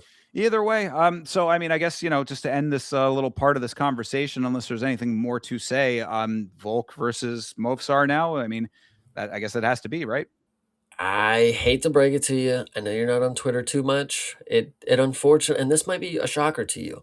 It unfortunately may be possible that Jean Silva is going to get the title And shot. I knew you were going to bring this up. Mhm. If Jean Silva gets a title shot off of what we have now seen his record to be and his output to be, this would be one of the worst instances of hot shotting that I could ever imagine. I mean, no, it's not even really hot shotting in the traditional sense, but it is certainly Dana White privilege at the very least. You cannot have the circumstances of Jean Silva and then get a title shot off of barking and autism. I will not accept this. So I do not like this narrative, and I'm not feeding into this narrative. Jean Silva does not deserve a title shot based on where he is at currently and his current record and all of what has happened recently with him. Do not give Jean Silva a title shot. It is a slap in the face to the division, and Volk deserves better.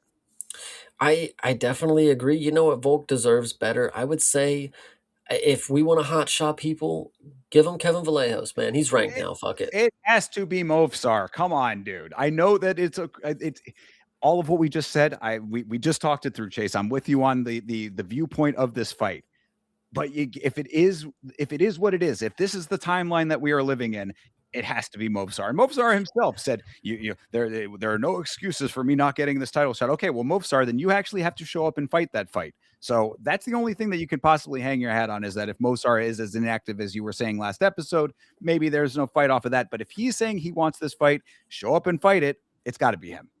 It'll be interesting to see how it goes, man. I would hope it's Mosvar because he is the rightful. Even Larone, class act.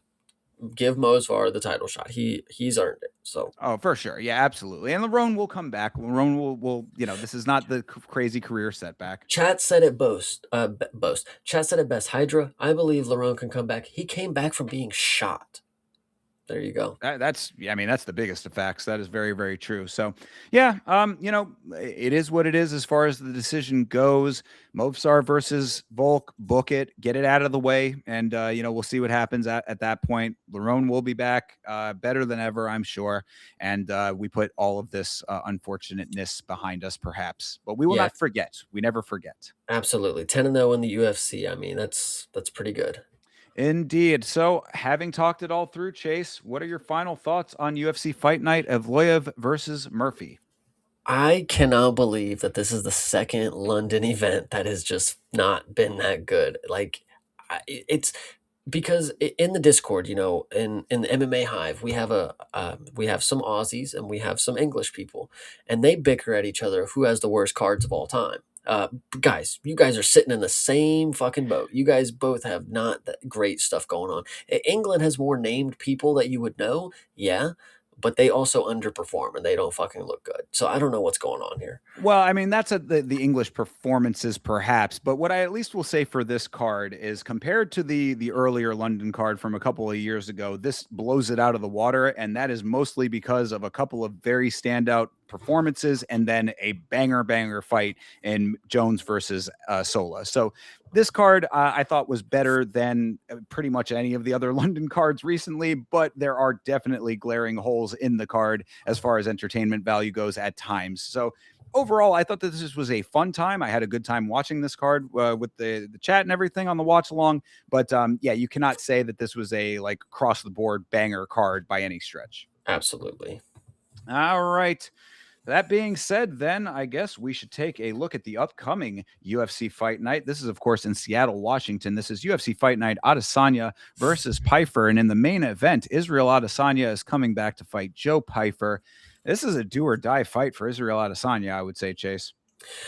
I think this is a do for Israel Adesanya, actually. I don't think this is a die situation for him. And I know Oh, I've well, hold on. I'm sorry. This Yeah, is my fault. go This is my ahead, fault. introduce. Well, no. I was going to say, we did not go over our numbers Oh for the yeah. last card. That's what I wanted to say. So yes, Let's do that first. Yes. So Thinker, I don't know if you know, but you did very, very well on this card. So you only missed one pick, which just happened to be your favorite fighter on the card, Mr. Shamrock. So you had gotten 1, 2, 3, 4, 5, 6, 7, 8, 9, 10, 11 right with one incorrect. And then I had gotten what? weren't there 13 fights on the card? Melissa Mullins pulled out. No, I know that one, but wasn't there? I thought that there were 13 total. No. Mm-mm. Nope. Okay. All Yeah, right. Well, no. Somebody said in the chat on Saturday too that you were like you had 12 fights on there. I'm like, I don't know where we got mixed up there, but either way, whatever. yes. And then so for me, I got one right, two, three, four, five, six, seven, eight, nine correct, and then I missed three or four. Hold on, I don't know where we're mixed up here, but either way, hold on. Yeah, hold on. I'm counting them up now too myself Oh here. no, sorry. No, I just didn't add the last one on yours. So you're right. Sorry, yes, there was Okay. one extra on yours. So you got 1, 2, 3, 4, 5, 6, 7, 8, 9, 10, 11, 12 correct. Yes, you are right. My bad. My bad. Yes, and then I missed one, two. I got four incorrect. So the totals standing for the year, I am still ahead, everybody, but Thinker might be chiseling down a little bit. I'm at 76. He's now at 63. So if anybody's keeping track, I was up 15 last week. Now I'm only up 13. So he's slowly catching up here. And you counted the one that was missing, right? Yes, the one. Okay. Yes, it is now on there. Yes, for sure. All right. Well, so yes, I'm clawing my way back. I did pretty good that week. Happy about that. So take that information and use it to your best judgment based on the picks that we're going to be making here on this card. Sorry about the confusion there. Yes. All right, so back to what we were talking about here. Yes, Israel Adesanya, Joey Pyfer. You're saying that Adesanya is coming back, and this should be a due situation for him. This is going to be a due situation. Joe Pyfer, we had literally seen him get skyrocketed into a 5-round fight, and I think it was a 5-round, or maybe it was a co-main event, something like that. He got Gastelum, you talking about? No, there was a 5-round. Oh, you're talking about Jack Hermanson, yeah. Yes. Oh, yes. Yeah, he did not look good. Gassed out. Did not perform where he was supposed to. Obviously, we should suspect that he's going to get better and have better cardio, but we just saw him with Kelvin Gastelum, and after he knocked him down about 4 times in the fight, he just was content on sitting on the outside and not doing anything that was active with his hands. He just threatened the right hand that he could drop him again, but he just never did. And Israel Adesanya is one of the best at evading punches. I know he has not been doing that very well, but Joe Pyfer is a different type of striker than Evloev and or DDP. Joe Pyfer is going to sit there with the right hand loaded, and Israel Adesanya is just going to dance around him and continue to just piece him up from the outside. After the second round, the threat is going to be a little bit out of it's going to be out of there. Israel Adesanya is going to chew up the legs. Joe Pyfer is not going to be able to walk as well. He's not going to be able to stand on that front foot to throw these power shots. I totally see Izzy just making this easy. I mean, people want to talk about Joe Pyfer's power. Sure. Israel Adesanya was willing to go stand in there with Alex Pereira so many different times. And that's before we actually knew that this dude was like going to kill everybody with a punch. But I don't think Joe Pyfer is scaring Israel Adesanya when it comes to power punches. Yeah, no, I would be along the same line of thinking here. What I've said throughout the lead up to this fight and now as well is that Adesanya, the reason I say it's do or die is because we really are trying to find out if the old Israel Adesanya is still in there at all. That would be the only reason I would think that Joe Pyfer could win this fight is if the old Izzy just is gone. And that's why this is make or break, in my opinion. We're trying to see if the resemblance to his former self can still be maintained. I want to believe that that is the case. I want to believe that is still in there somewhere, and it just needs to be reawakened. This is, I think, the absolute best opportunity for him to show that, because I have never been fully sold on Pyfer's all-around skill set. I think that he is good in specific ways. I think he's very good in specific ways, but they are hyper focused, and Israel Adesanya is, to me, I mean, I've said it many times, I think he's one of the most impressive mixed martial artists that we have seen in the sport as far as versatility goes, like when he was in his prime, at least. if that version of him is still in there somewhere, there is like all of what you said tracks. I mean, him being able to navigate what Joe Pyfer brings to the table. I mean, like he's going to be faster. He's going to be more versatile with his movements. Pyfer's not going to be able to catch him the way that he needs to land power. I would suspect if he is at his prime, that's going to be the big question. So Yeah, yeah, no, I was just, it's that's it. the angles. That's all Right. I was gonna say. Yeah, exactly, absolutely, and that's what Israel Adesanya plays very well. He's able to cut those angles and to move himself into positions that he wants to get his advantages. If that version of him is still in there, then this should be his fight. If it is not in there, then yes, that this will be the time when it's like, okay, Adesanya's fundamentally changed. So if Thinker will have to make a pick, what's it gonna be? Oh, I'm going Israel Adesanya. I certainly am. I'm Oh, believing it. I'm believing that it is still there. I want to believe. I'm going to believe, and but this will be the last time. That's what I'm saying is that I'm going to go with Israel Adesanya on this fight. If he loses this fight, that'll probably be the last time that I would be picking you're him, not unless gonna. Oh, I'm sorry, I didn't mean to interrupt you. no, that's it. Continue. No, that just I was just saying, unless the competition is way lower, I, way lower than Joey. what I was gonna say is you're not gonna jump off the ship before it sinks. You're gonna wait until 0-3 finished, and on this little run here. This is one of the most dominant champions that we have seen at middleweight of all time. This is a person. Think about his fellow African king, Kamaru Usman. Kamaru Usman ran into a couple of little problems here and there, different circumstances to be sure, but we have seen great things out of Kamaru Usman in his later years. And someone's still talking about having another career resurgence. Adesanya's rhetoric is a little bit different, but if he wants to be having these legacy fights and the things, the fights that he finds interesting and going out there and having fun, this is a fight that you must win to make that happen. So I'm going to believe him until I can't believe him no more. I'm I'm just excited for this one. Izzy is not somebody that I've ever really been a big fan of, but when he's coming to fight, I know that this is. I'm a big fan of strikers, and I know what a good striker looks like. And Izzy genuinely has something like 24-5, guys, off of mainly striking. When it comes to multiple sports, not just kickboxing, but to MMA, this dude is special. And I'm really thinking that Joe Pyfer is just your average guy with power that thinks he can knock anybody out if he lands. But if he doesn't land, I mean, what can you do? Yeah, exactly. That's really the thought process here. I'll eat all of these words if Joe Pyfer can catch Israel Adesanya. You know what I'm saying? I mean, this is going to be one of those things. This is why this is the big test, in my opinion. But we can just say it doesn't matter because he got finished the last two fights, so we'll be okay. Yeah, well, and that'll be that. There are two narratives that come out of this that both make sense. Either the narrative is that the old Israel Adesanya is still in there and can still win these kinds of fights, or he's gone and Joe Pyfer wins it rightly because it was always going to happen. Yeah, true. But So, no, I'm taking Izzy as well. all right. So both of us going for Adesanya to start this thing off. In the co-main event here, we've got You Alexa just said Grasso. that co-main event. Jesus. Well, I know. Well, and it really, I mean, I was going to bring it up, but I'll bring it up now. Yeah, we got Alexa Grasso. She's fighting Macy Barber. Macy Barber, who still is not fighting Aaron Blanchfield. I'm glad that you didn't forget, and I have never. Macy Barber, if she think I only think it's fair is if Aaron didn't want to take the opportunity, give her the opportunity to fight her again. I would only accept it if Aaron is not wanting to do that. But in my opinion, the UFC should have forced it. You're gonna fight each other, and if you pull out a second time, I mean, it is what it is, kind of deal. We know what the deal is, but the fact that we're getting this rematch. This is a rematch, by the way. Alexa Grasso has a unanimous decision win over Macy Barber.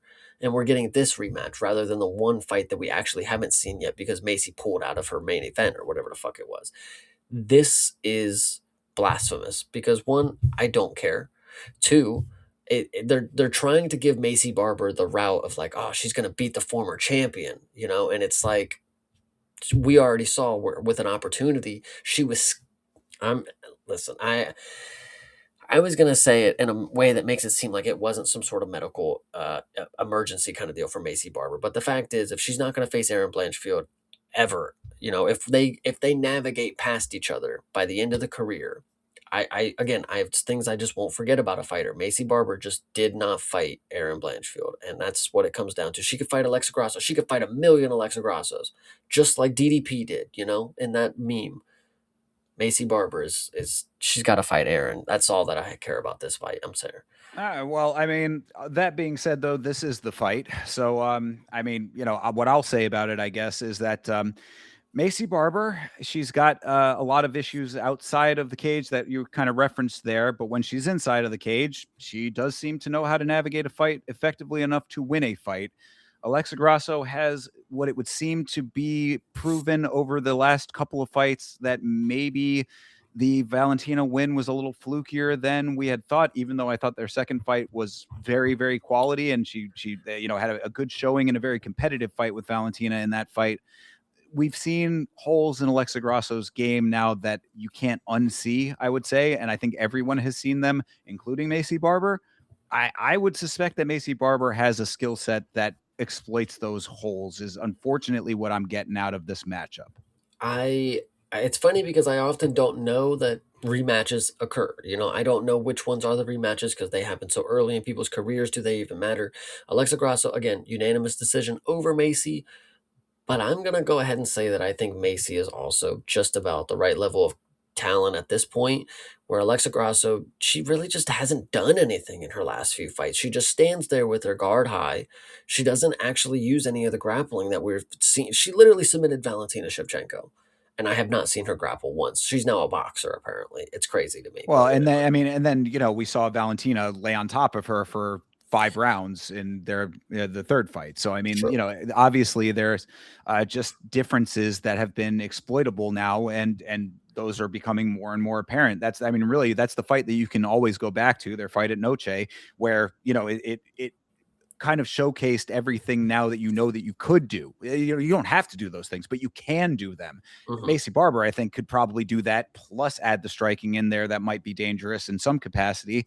I'm just seeing a lot of pluses on the Macy side and not enough on the Grasso side in the current era. Yep, so we're both taking Macy on this one. I think we have to, unfortunately. But again, we will never forget that Aaron Blanchfield is waiting in the wings, or should be waiting in the Hmm. wings. It needs to happen, as I agree with you on that point. I don't care if it happens, to be fair. I just know that Erin Blanchfield deserves a title shot before her. That's realistically what the case should be. Is Macy cannot get a title shot unless Erin Blanchfield gets hers first, is what Yeah, I would say. fair enough. Somebody's got to be able to beat Manon Fiorot, I would say, then, right? True. Yeah. Either way, but yeah, I guess we are both going for Macy on this one. All right. Next up, Michael Chiesa versus Nico Price. This card takes a very, very noticeable dip in quality here. Of course, this is Michael Chiesa's final fight. This is his retirement fight. He is fighting Nico Price, who, a little fun fact for you, Chase. In my most recent Yama episode, I make a joke in the beginning about the White House card being underwhelming to the point that it's surprising it's not the love child of Cody Brundage and the women's bantamweight division, something along those lines. The fun fact is that Nico Price was almost the fighter that I referenced there as the underwhelming fighter. So, yeah, what do you think about this fight? Well, it's kind of funny that back in February, a little over a month ago, Nico Veretennikov, not Nico, what the heck was his first name? Nicolau Veretennikov knocked out Nico Price. I don't know if you forgot about that. That I, literally just I had happened. Yeah. yeah, no, I have not forgotten about that. Yeah. So him being able to step into this fight is a failure on the commissions, first off. And second, it's actually pretty, I mean, should be pretty easy for him on the feet. I mean, Michael Chiesa is not going to knock him out. He's probably just going to grapple him for a little bit. But Nico Price, living up to the name of the hybrid, he could go ahead and get knocked out in 1 month, submit it in the next, and put it on his resume. So shout out him. Well, I mean, is that what you think is going to happen though? Yeah, oh yeah, Michael Chiesa is gonna get a sub here. Listen, Nico Price let Robbie Lawler get a knockout on his retirement. Michael Chiesa gets a sub on his retirement against him. I mean, I'm not surprised that any of this happens. So Yeah, all right. I mean, I'm with that. I mean, Nico Price is a pretty credentialed grappler, but like this is the problem is that I say that and then he loses those fares as well. So yeah, I mean, tee up Michael Chiesa for a nice retirement. I'm sure Chiesa, because of how much of a company man he is probably getting himself a video package off of this. So give him a nice win to go out on, give him a video package, and send him on his way back to the broadcast desk. we What? didn't even bring you talking about video packages. We didn't even bring it up. They gave Michael Bisping a video package for the Hall of Fame, and he's been in the Hall of Fame since 20 whatever That something. is so funny that you mentioned that. I said that on the watch along.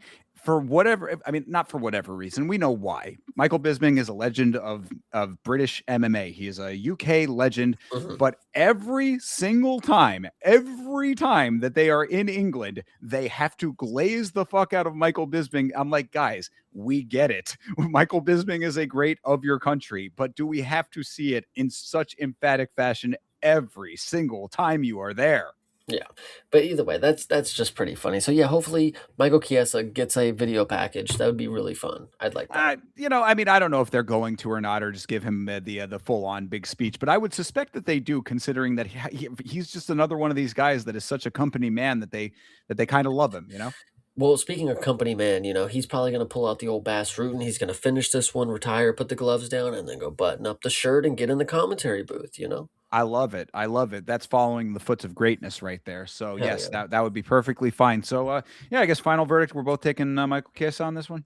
Yes, absolutely. If that's the All right. case. That is the case. Well, moving on to one that might be a little bit more interesting, perhaps. Juicy J, Julian Erosa, is fighting Larian Douglas. Larian Larian, I believe is how he pronounces I it. think it's Larian, Yeah, yeah. Larian Douglas. He's a guy coming in off the Contender Series. I believe he got a win on the Contender Series, if It's I'm not against that mistaken. fucking orange afro guy that he knocked out. Yes, that's who he beat. Right. Yes, Yeah. Cam Teague. Yes. Yes. So I mean, Juicy J 36 seconds. 36 seconds. Julian Erosa is a very skilled fighter, but he has a very glaring hole in his game, which is his chin is made of paper. Yeah, but he went 3 rounds with Melky Costa, so That's crazy. Jesus Christ. Didn't even remember that. Holy and crap. not even just a 3-round interesting fight, like, he was getting his ass whooped for those 3 rounds. How did he not go down? I don't know. That made us question if Melky was, not some sort of finisher on the feet. Obviously, with the hands, not necessarily proven yet, but then he finishes Dan Ige, so yeah, Yeah, I interesting. mean, well, you're kind of cooking. So, I mean, what becomes of Larian Douglas then? In typical fashion, you may know best, man. You may know best, and you guys would obviously have seen it before me. I think in typical fashion of me putting all the stock in Julian Erosa's chin finally being up to snuff, he walks in here and gets a 30-second fucking flatline from Larry and Douglas. I think that's unfortunately what's possible. We don't know anything about him. That's the only unfortunate thing. We don't know who he is. We don't know anything about him. Julian Erosa is 36 years old, but from what I've seen, honestly, he's kind of a crafty kind of fighter. I really kind of dig him. So I will go with Julian Erosa with fear that he gets knocked out in 36 seconds. Literally me to a T on that one, because what we do know about Larian Douglas is that he is 13-5 making his debut in the UFC. So obviously somebody's been able to figure it out on the regionals. Granted, he comes in, gets a really nice knockout win to get himself in there, but it is against Cam Teague, who I think we'd already seen him knocked out at one point. What? This dude knocked out Javier Reyes. Well, I mean, you're the one that's the tie on the Javier Reyes train, brother. That's He's not still a me. Chad, but I mean, listen, I'm just saying, if he knocked it, oh my gosh, he's got a submission loss to Shepe Mariscal back in 2017. Okay, either way. I'm saying these are speaking heavy to what I'm saying here. Then, I mean, look, you're going back into the history books with guys that we know now. I mean, like, Julian Erosa is a dude who's seen it all. I got to imagine that he does not underestimate what he's going to be getting from this guy. A win over Cam Teague doesn't speak very loudly to me. I gotta go with what you know. Julian Erosa can win fights. He's won 31 of them in his time. I mean, That's a fucking crazy record for just some random Julian Erosa, bro, 44 professional fights, not including the one he's about to be in. So, I mean, this dude has seen some shit over his time. So, yeah, I got to go with Julian Erosa on this one. Larry and Douglas come out here and prove me wrong, and like you said, there's certainly a potential. We know that Erosa is chinny. Make that the case, then now the narrative changes for you. But I got to go with Contender Series logic on this one. All right, we are in lockstep, as Thinker would say. And one of these is going to be a difference, people. I guarantee it. We'll be. Maybe this will be it. Well, we'll see here. This next one up is Mansour Abdul Malik versus Yusri Belgarwi, of course, the training partner of Alex Pereira. And Rawan's favorite fighter. And always shout out to Rwanda always. I feel like he really impressed me in his last fight against somebody who I thought was a really good prospect that just jumped into the mix with Asmat Bekuev. He really made him look not good at all. He made him look so amateur when it came to a game plan and came to skill sets. Yusri really impressed me. But Mansoor, oh gosh, do I believe that he has the stand-up ability to actually close the distance and get Yusri down? Because Yusri actually did get taken down a few times by Bekuev, but he got right back up. I mean, the dude's decent when it comes to takedown defense, and he was able to get up from a dude who was able. Listen, a He's tall as very fuck good. too. That's another thing. I mean, Mansoor is. I want to say he's like some very credentialed American collegiate wrestler, but if I'm wrong about that, I mean, even still, if he was, I don't know if he's going to be able to get this dude down. This is a really tough one. I'm not going to lie. To pick right here, let me hear what you have to say. Well, I mean, I was just going to agree with that point. I was going to say, I mean, this is really kind of an interesting matchup in the sense that generally with hot prospects, they try to save them from each other for a while to let them develop. This is two guys who are on a collision course right now at very early stages when they have both looked good.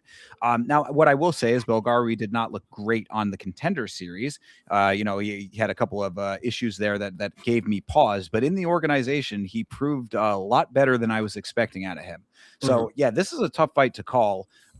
I would say that based on what we have seen out of both of them, Mansoor is the more well-rounded of the two of them. He's the more versatile fighter, just off of the exposure that we have had to the adversity that he's had in the organization. He gives me a little bit more like to work with in my mind as to what he brings to the fight.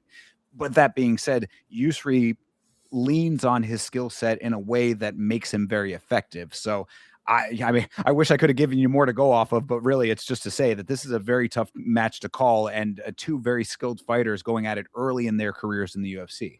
I will say that I'm gonna be bold here. I'm gonna go ahead and take both of the former Glory kickboxers because for some reason, Glory kickboxers they can develop into good mixed martial arts stand-up base. Dustin Jacoby, Alex Pereira, Israel Adesanya, and now Yusri Belgari. Let's go ahead and see if he can beat Mansoor for 3 rounds or chin him. So I'm gonna take Yusri. What are we thinking? All right. I mean, I like the thought process. You are definitely correct about Glory Kickboxers. I mean, you want to talk about the best base for MMA outside of memeing? That I mean, you make a strong case with Glory Kickboxing being it. That being said, because of the versatility, this will be the first one that we differ on. I'm going to go with Mansoor. I'm not saying that Mansoor is necessarily going to be able to ragdoll him, but I do believe that if he uses his weight effectively, he can get him in the clinch. He might be able to get him up and down, play the up and down game for a round and a half, 2 rounds, maybe. I don't think that he's going to have 2 rounds of it, but if he can at least do it effectively enough to have Yusri thinking about it, get him off of his game, get him off of his rhythm. That would be my big thing. Is if man, one thing that we've seen out of Mansoor is that he is a decent starter. Like he will come out the gate somewhat strong. If he can get Yusri off of his rhythm early in this fight, that's going to be the decision maker. And I want to believe he can do that. I am thoroughly prepared to be wrong, though. I'm wondering if Mansoor is going to be a super big favorite in this, like he always has been. But Well, this to is be why, curious, yeah, I'm glad that we don't get the odds on this thing anymore. I know. Thankfully, ESPN doesn't give it to us, so we got to go purely off of our beliefs here, and that's going to be my thought process. Is that Mansoor, because I have seen more diversity out of his output, out of the types of attacks that he has, out of the bag of tricks, if you will, that is where I'm going to be placing my stock. Hell yeah, All right, but you're sticking with Yusri. yes, absolutely. All right, lock it in chat. As you know, we are streaming to our individual channels. So you go to the channel that you think has the better takes here and you leave a like on that channel. Yes, absolutely. And make sure you follow and be ready for Saturday when we watch the fights together because that's when the Absolutely. picks are going to come into play. Absolutely. And if you were watching with me on last Saturday, you saw that goaded St. James over here. The Hell yeah. praise that I deserved that I did not get from Chase. Don't think I didn't see that. And pray that he did not have all of his slips relying on Shamrock. Yeah, no shit. Yeah, Shamrock actually did lose me a parlay, so eggs on my face there. But either way, Terrence McKinney is next up here, Chase, and he is fighting Kyle Nelson, the Canadian. What are you thinking? Kyle Nelson really he surprised me in his last fight because he did finish Matt Favola and they did not actually end the fight. They continued the fight going on, and then Kyle Nelson unfortunately didn't look that great afterwards because I mean he thought he had won a fight. Adrenaline dump, cardio issues, whatever you want to credit it to. He looked very strong, very powerful, very confident in that first round. Terrence McKinney's the king of first rounds. Here we go. I'm locked in for Terrence McKinney not to get chinned so bad that DC's talking about how he's squinting his eyes so much in the fight. Like that's what made me. I remember back when he was fighting Chris Duncan. DC is screaming about, look at Terrence's eyes. He's squinting so hard right now. He doesn't even know where he's at. I'm not believing it this time. Terrence McKinney's going to get this one done, and Kyle Nelson's going to walk right into it. That Kyle Nelson fight that you just referenced with all of the goofiness in there, I've talked about it for a while, and I wish that I had the time for it. Hopefully, in the future, I will. But I've talked about starting a series on Yama called MMA Touch Points, which is basically just a very quick little videos where I talk about odd things that happen in the sport that you should remember.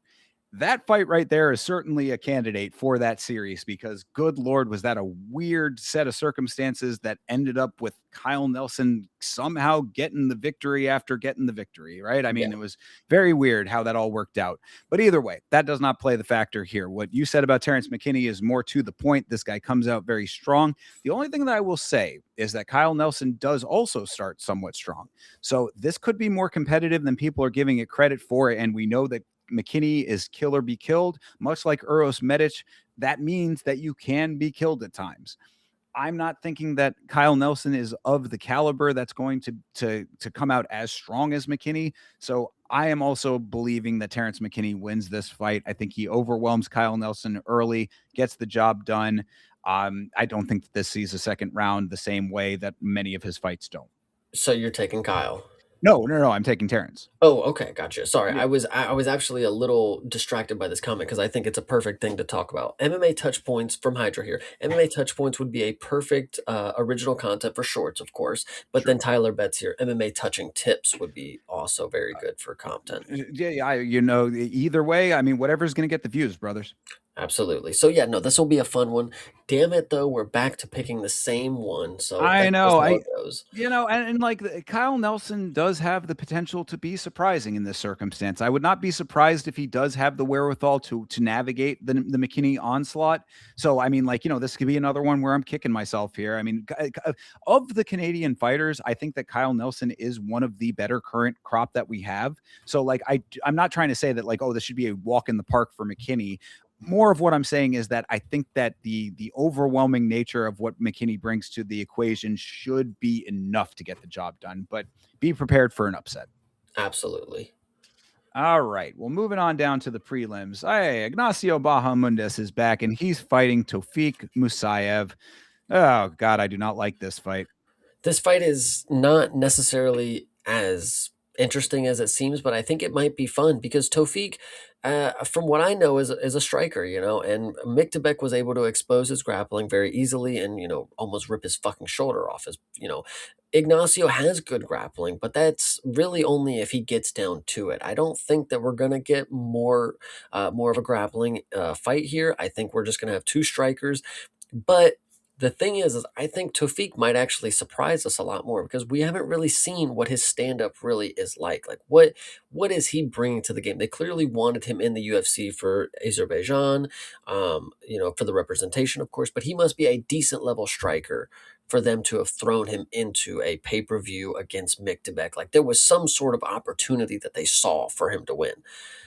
I don't know if I'm going to be able to believe in him on this one, but Ignacio, he kind of burned me already. I feel like I've rooted for him. He got a big win against Manuel Torres, and then now I'm still wondering like when's he gonna, now I'm wondering if he can even beat Tofik Musayev, so whatever. I don't know. I think I'm tentatively gonna say that I think Tofik Musayev is gonna shock the world, but let me hear what you have to say. No, I mean, really, I think we're in the same basic ballpark with the thought process here. I mean, Musayev does come with, kind of I guess, somewhat counterintuitive style, being a striker from Azerbaijan. Generally that's a more wrestle heavy region of the world, but he bucks that trend. Is he going to be able to do that effectively enough against Ignacio? I'm leaning on Latin Chin on this one. I think is really where my head is at. Even though it is Bahamundes, who I had a lot of stock in, and then kind of got a little bit, like you said, I also felt burned by Ignacio, and the recent performances there. It's unfortunate because he was a guy who I was like this could be the pride of Chile. You know what I mean? Like he could be one of those dudes putting his country on his back. That becomes a little bit more dicey when you're not able to actually execute on that. I'm going to go with Ignacio on this fight, but if he loses this fight specifically, then yeah, then I think that much like in the main event, it's like, I'm trying to see if it's still in there, if there's still the belief needs to be in there somewhere. I mean, he could just be a spotty fighter. He could be, a checkerboard kind of guy, whatever. That's also acceptable, even if I don't like it. But if he does lose this fight, that's going to be one of those ones that I think fundamentally changes my view of him. 100%. So yes, all right. So we are not in lockstep on this one. Not on this one, nope. All right, sounds good to me. Moving up down the line here, Chase Hooper is fighting, and he's fighting Lance Gibson Jr. Lance Gibson Jr. Last, he fought December 13th against December 13th, 2025 against King Green. Oh God, this is that guy. Holy with shit! Decision loss. Oh my! Another MMA touch point right there. If you recall, Lance, I knew that's why I remembered the name. Yes, I was hesitant if that was him, but yes, if you recall, Lance Gibson Jr. did not want to be in that fight with King Green. King Green was doing everything that he always does in that fight, which is emote on this guy, making him look absolutely foolish. And the fact that this fight was a split decision was astonishingly poor. This was one of those ones where the judges were smoking substances that are banned in 50 states. Chase Hooper is going to come in here and make mincemeat of Lance Gibson Jr., I would suspect. It's absolutely kind of criminal that they keep. I just hate seeing somebody that I know who is good, who is talented, who takes one loss, and then they give him a fucking loser to fight. Like it sucks that like Chase Hooper is getting such an easy performance here, and if he doesn't make it look easy, then it's gonna answer a lot of questions that we've had about him. But he should go in here. And I'm going to say the submission is what he'll be able to get, because obviously Lance Gibson ain't going to get knocked out. If the way he strikes with Bobby Green is what he's going to do against Chase Hooper, Chase is probably just never going to track him down. He's going to have to get the grappling going, get him on the mat, rear naked choke, Chase Hooper right there. I mean, it completely tracks. The thing is that King Green, who is not known for being a wrestler himself, was able to get this guy down, if I recall. So it's like, it should be a piece of cake for Chase Hooper. Yeah, I mean, this is like, what I would call that is like almost a reverse hot shotting, where it's like, a dude who was a decently touted prospect takes a loss, and then they give him a layup to kind of regain the momentum. Yes. That's absolutely what's happening here. I mean, this is about as easy of a fight based on what we saw. Now, I mean, look, Lance Gibson making, I guess, a somewhat, was that short notice? I want to say maybe. Yes, it was. Yeah. So if it was short notice, could be the big lights. It could be the short notice. Maybe we see a different version of Lance Gibson, but I can't go off of possibilities. I got to go off what we know, and what we know was not great from that fight. 100%. Yeah. So, yeah, Chase Hooper, by whatever way he wants. I think I would actually suspect he might be able to track him down based on what we saw, but we'll see. The submission certainly sounds like it should be correct. Hell yeah. All right. Next up is Marcin Tybura versus Tyrell Fortune. Now, you posted a tweet that was very interesting regarding Mr. Tyrell Fortune, and then I added a note past that. So you want to talk about that a little bit? So I actually was going to confirm real quick. Yeah, so Tyrell Fortune has a recent bout. The second bout before his most recent, of course, is against an opponent who appears to be 52 years old as of right now. And this fight was just in August of 2025. Now, what I would like to also make a note is I was just quickly looking down the names of who this guy has fought, our 52-year-old. Back in 2014, he has a split decision loss to Jared Cannonier. So think about that right there. He also has a submission loss to Alexei Olenek. So he's been around the block, guys. But the point that's is, the 52-year-old. This is the 52-year-old. Who is not this Tyrell person. This is not Tyrell. This is just a dude that Tyrell happened to beat. But I would also like to note that there have been 31 other people to beat him. This dude's record is 55-31. He has 20 knockouts, 25 submissions. I mean, this guy genuinely a specimen. I don't even care about Tyrell. I mean, honestly, he's not even the real story at this point. What's this guy's name? Tony Lopez. Tony Lopez. Yeah, shout out to talk about love of the game, man. Tony Lopez. Oh my gosh. He also has a loss to Sergey Spivak by submission, neck crank. That's in 2018. So interesting enough, like this dude may be the oldest person that you've ever seen compete. Yes. but he actually has been competing against top level competition for 50 years of his life, apparently. So if Tyrell was able to overcome a victory over a 50-year-old man who has been losing to top level competition, I will go ahead and say he's going to lose to Maishin Tybura. Yep, I'm going to go Uh, ahead. yeah, I mean, I think it tracks. This guy, another person who is, I believe, jumping the line, right? He was not a contender series guy. Am I correct? Correct. Yes. Yeah. This dude just hopped in here from Lights Out Extreme Fighting. He was in the Hey, PFL playoffs, though. hey, shout out to Lights Out. That is bulletproof troops promotion there over there, and that's a champion that I was able to do some commentary with. So shout out to that guy.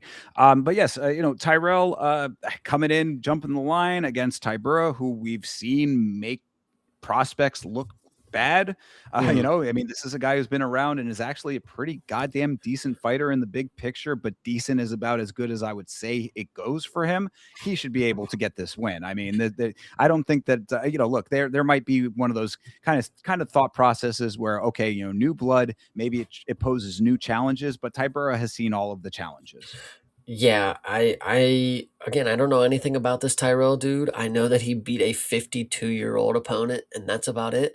Tybura's got 12 years on that guy, so and Tybura is the guy who everybody out there is probably clowning on us for picking because like he sucks, obviously, but like he is a formidable opponent for a debutant. Like, when you go back to Antonio Tricoli, he's a tough opponent that is hard to put away at the end of the day, is what it seemed like. Tybura, in the same regard, I think is gonna be hard to put away. And he's a heavyweight that can go 3 rounds for sure. Absolutely that. And then yeah, and the note that I had added to the point about the 52-year-old fighter is that Tyrell himself is 35 years old. So this is not exactly like a young hot prospect here. And Tybura is the guy that put down Jonathan Janice, if I'm not mistaken. Yeah. Yes. Oh, Yep. come on. I mean, I think that this tracks pretty well. Yeah, Tybura is going to get the win on this. I would suspect. Hell yeah. I love it. So we're both going Tybura. We're both going Tybura. All right, sounds good to me. Casey O'Neill is back after a very long layoff, and she is fighting Gabriela Fernandez, of course, famous for her upset win over Wang Tong. What are you thinking about this fight? This one, yeah, I love a Casey O'Neill return. Gabriela Fernandez, I mean, she does have a win over Wang Tong is kind of and Carly Judice. Wow, I forgot about that one too. And she fought Jasmine Justavicius. She lost, but it's good experience that she got against her. This one is tough. I would love to go with Casey because I feel like I like seeing her more. I feel like I'd like to see her more in the future. Gabriella, though, man, I'll go with Casey. I'm gonna go with Casey, even though I feel like it's not necessarily the best pick, but we'll take it. Really? All right. Well, yeah, no, Casey O'Neill is my Australian goth queen. She's got the raven hair. She looks like the exact type Nickname of King, by the way. yeah, and a shout out to her for that. She got. I mean, Casey O'Neill, to be more serious, she does come from good fighting stock. I believe that her father was a fighter as well, so she grew up in this game. What? Born in Scotland. There you go. I mean, how about that, right? I don't know how that plays a part, but it plays a part. Either way, I mean, so Casey O'Neill, born into the game, she is a fighter at heart. This is a long layoff for her. She's coming back off of an injury. So besides the fact that she is the exact type of girl that I would be approaching at the Goth Club, I got to go with Gabrielle Fernandez on this one. Gabriela Fernandez has shown that the tenacity is there. She has shown that the acumen is there. The only real thing that you can say about Fernandez is that she is inactive. So it's like you're going from a fighter who has been out because of injury with a fighter who is out for question mark reasons. I don't know exactly why, but either way, Fernandez has shown that she's got a tremendous skill set, and I think she's a problem for almost anybody. So Casey O'Neill coming back, a little bit of ring rust, perhaps. I think that Fernandez is my pick on this one. All right, I love it. You're sticking with Casey O'Neill? Yes, for sure. All right, sounds good to me. I'm always going to be at heart rooting for Casey O'Neill because I at heart would like to talk to her more. Hell yeah. All right, Navajo Sterling is up next. He is fighting Bruno Lopez. Hey, this fight. Navajo Sterling is undefeated still. Bruno Lopez is a little bit later in the game, but a guy who has been dangerous in select instances. What are you thinking? Just got knocked out by Dustin Jacoby, by the way. That is the other side of it, is that he is a guy who can get knocked out, and Navajo Sterling, I mean, he has knocked people out in the past, but it's just he is a dude who has not screamed next up to me based on what we have seen out of him. I also agree with what you're saying. I don't think he's necessarily the best prospect that we've seen. Bruno Lopez, though, if he decides to do the cage clinch shit and hold out for a W like he did in his debut, fine. I think Navajo has the skills to be able to, the strength really to hold him off kind of deal and flip the position. I would hope this has got to be some sort of layup for Navajo to finally get some fucking knockout in the organization. Like, I don't think he's had one yet. And, like, goddamn, dude. Jesus. Yeah, he got a Three knockout. decisions. Yeah, he got a knockout on the Contender Series and then has been decision merchant ever since. What I will say about this fight is that this is exactly what you're saying, basically. Like, he needs to start finishing and proving that he is a level above, because what they are trying to do is give him that with this kind of a matchup. You are not going to be able to do that forever. You are not going to be able to selectively matchmake this guy for the entirety of his career. He's going to hit a wall with that. So you either have to prove that you are better than that, or you have to, or you're essentially you're just going to stall yourself. I mean, like, Mhm. again, there's only so many times that you can set him up with favorable matchmaking to try to make him look better than he potentially is. So again, do or die, make or break, brother. Even if he wins the fight, fucking finish this fight. So you're going Navajo? I am going Navajo, but Okay. again, it's with the caveat that you got to make this fight yours, bro. Give us a reason to latch on. I remember blonde Navajo Sterling. I remember the Navajo Sterling that has the little throat tick or whatever. He's another guy that has one of those little nervous twitches that he has or whatever. Yeah. I remember all of these things about. I saw Navajo and Sterling fight live. He was fought on UFC Tampa. I was there in the crowd. I want to believe. Make me a believer. Yeah, and Thinker's a big believer in Tuco Tucos now because of that fight. So everybody out there, Navajo Sterling. Yeah, my guy Tuco. Yeah, for sure. So anyway, yeah, Navajo again, make believers out of me for me potentially Chase as well. But you're going with him too, right? Yes. All right, so there you go. And Bruno Lopez, go upset the world. Shock the world. Speaking of shocking the world, perhaps Ricky Simone might do that. Maybe Ricky Simone is fighting Adrian Yanez, but Ricky Simone is a guy who has looked great at times and then just does not look great at other times. He's about as down the line a checkerboard fighter as I can think of. But then on the other side, Adrian Yanez, not a guy that's really like screaming, that he's the man. So this is like this is like good matchmaking, honestly, about two guys who are not great. What I would say about Ricky Simone is like in Terrence McKinney's case, the highs are high, the lows are really low. Yeah. Ricky Simone has really good highs, really high highs, really good moments. He knocked out the Basharat bro. He's beaten some good prospects. He's stopped a lot of people from walking over him. But like, I feel like the losses, they haven't really been that bad. He loses, but it's not like he's getting fucking flatlined. This dude fucking beat Marab, guys. Like, finished him. You know, I think this dude potentially is always possible to just pull out a performance that makes you say, I'm an idiot for doubting him. Cause like he really does pull out good performances. Like he's a competent fighter, he's very tough, and he always seems to work towards a game plan, is what I would say about Ricky Simone. But Adrian Yanez is somebody that I know nothing about. Maybe I've seen him once or twice. I think Ricky Simone is just going to be again. And if you're saying he's somebody who's also kind of has a high highs and lows kind of deal, I mean, if Ricky Simone gets on the upper hand, I think he's going to go ahead and finish my boy Yanez here. Yeah, I mean, I don't know if it'll be a finish necessarily. Ricky Simone went to decision with Cameron Smotherman. Is that Yeah. correct? So, yeah, I mean, that's the kind of fight right there that is like what gives me the pause. You know what I mean? Like, it's like, and I'm not even really necessarily even saying that Cameron Smotherman's not a great fighter. He's an okay fighter, but that's what I'm getting at. You know what I mean? It's like we're talking about an echelon of bantamweight that's like, you got to show me more. And I think that both of these guys are in that exact same position. So I will agree. I think that Ricky Simone has the better highs to make me think that he could potentially pull the win off here. But again, Adrian Yanez on the other side could have the exact same fight or make it his version of that fight where it becomes, grapple heavy if he decides to go that route. Simone was certainly having problems with that. I remember Cameron Smotherman was talking to him during that fight saying, "You're the one that they're booing right now." Mhm. So I mean, I don't know if that's necessarily what this is going to be. I will tentatively also pick Ricky Simone to win this fight, but it is such a coin toss, in my opinion. This would be a fight that I would stay away from betting on in IRL. Now that's good advice from Thinker. I love the gambling advice. Staying away from a bet or staying away from a fight is the best advice that you can give somebody, to be honest, because sometimes there's just things that stick out to you that I wouldn't personally risk my money on, you know. Exactly. Sometimes the only way to win is to not play the game. You got to know when to fold them. That's part of the song too, guys. It's just not holding them; it's folding them too. So, That's right. Shout out to Kenny Rogers always. So you going Ricky Simone as well then? Ricky Simone. All right, I guess we'll both pick Ricky Simone. Part of me really wants to pick Adrian Yanez to win this fight, just because I'm like, it very well could happen, but I'm going to lean on the thought process that we just laid out. Hell yeah. All right. Well, Alexia Thayanara is fighting Bruna Brazil, of course, the lost fighting nerd over here, versus our surging prospect Alexia Thayanara. This would seem like a pretty easy one to predict, but Chase, throw me a curveball here. What are you thinking? Well, so Alexia Thayanara, if you notice, she is 13-1.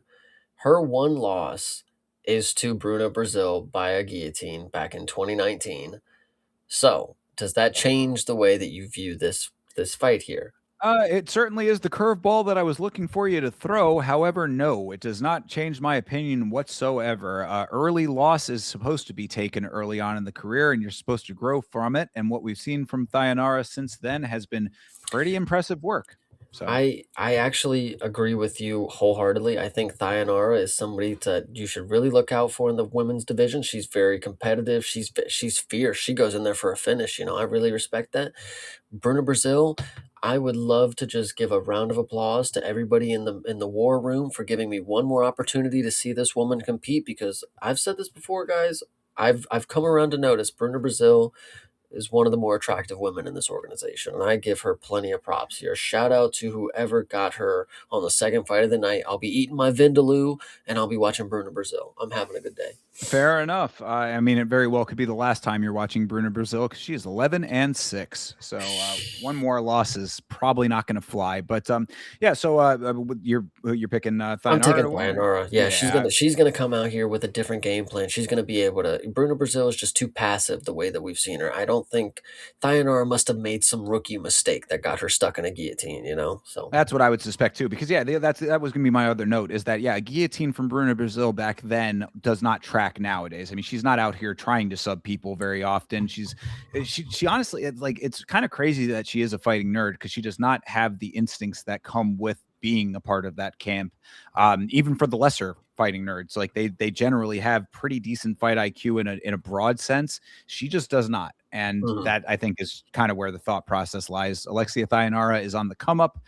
Brazil, this might be the last time you see her. Unfortunately. Yes, indeed.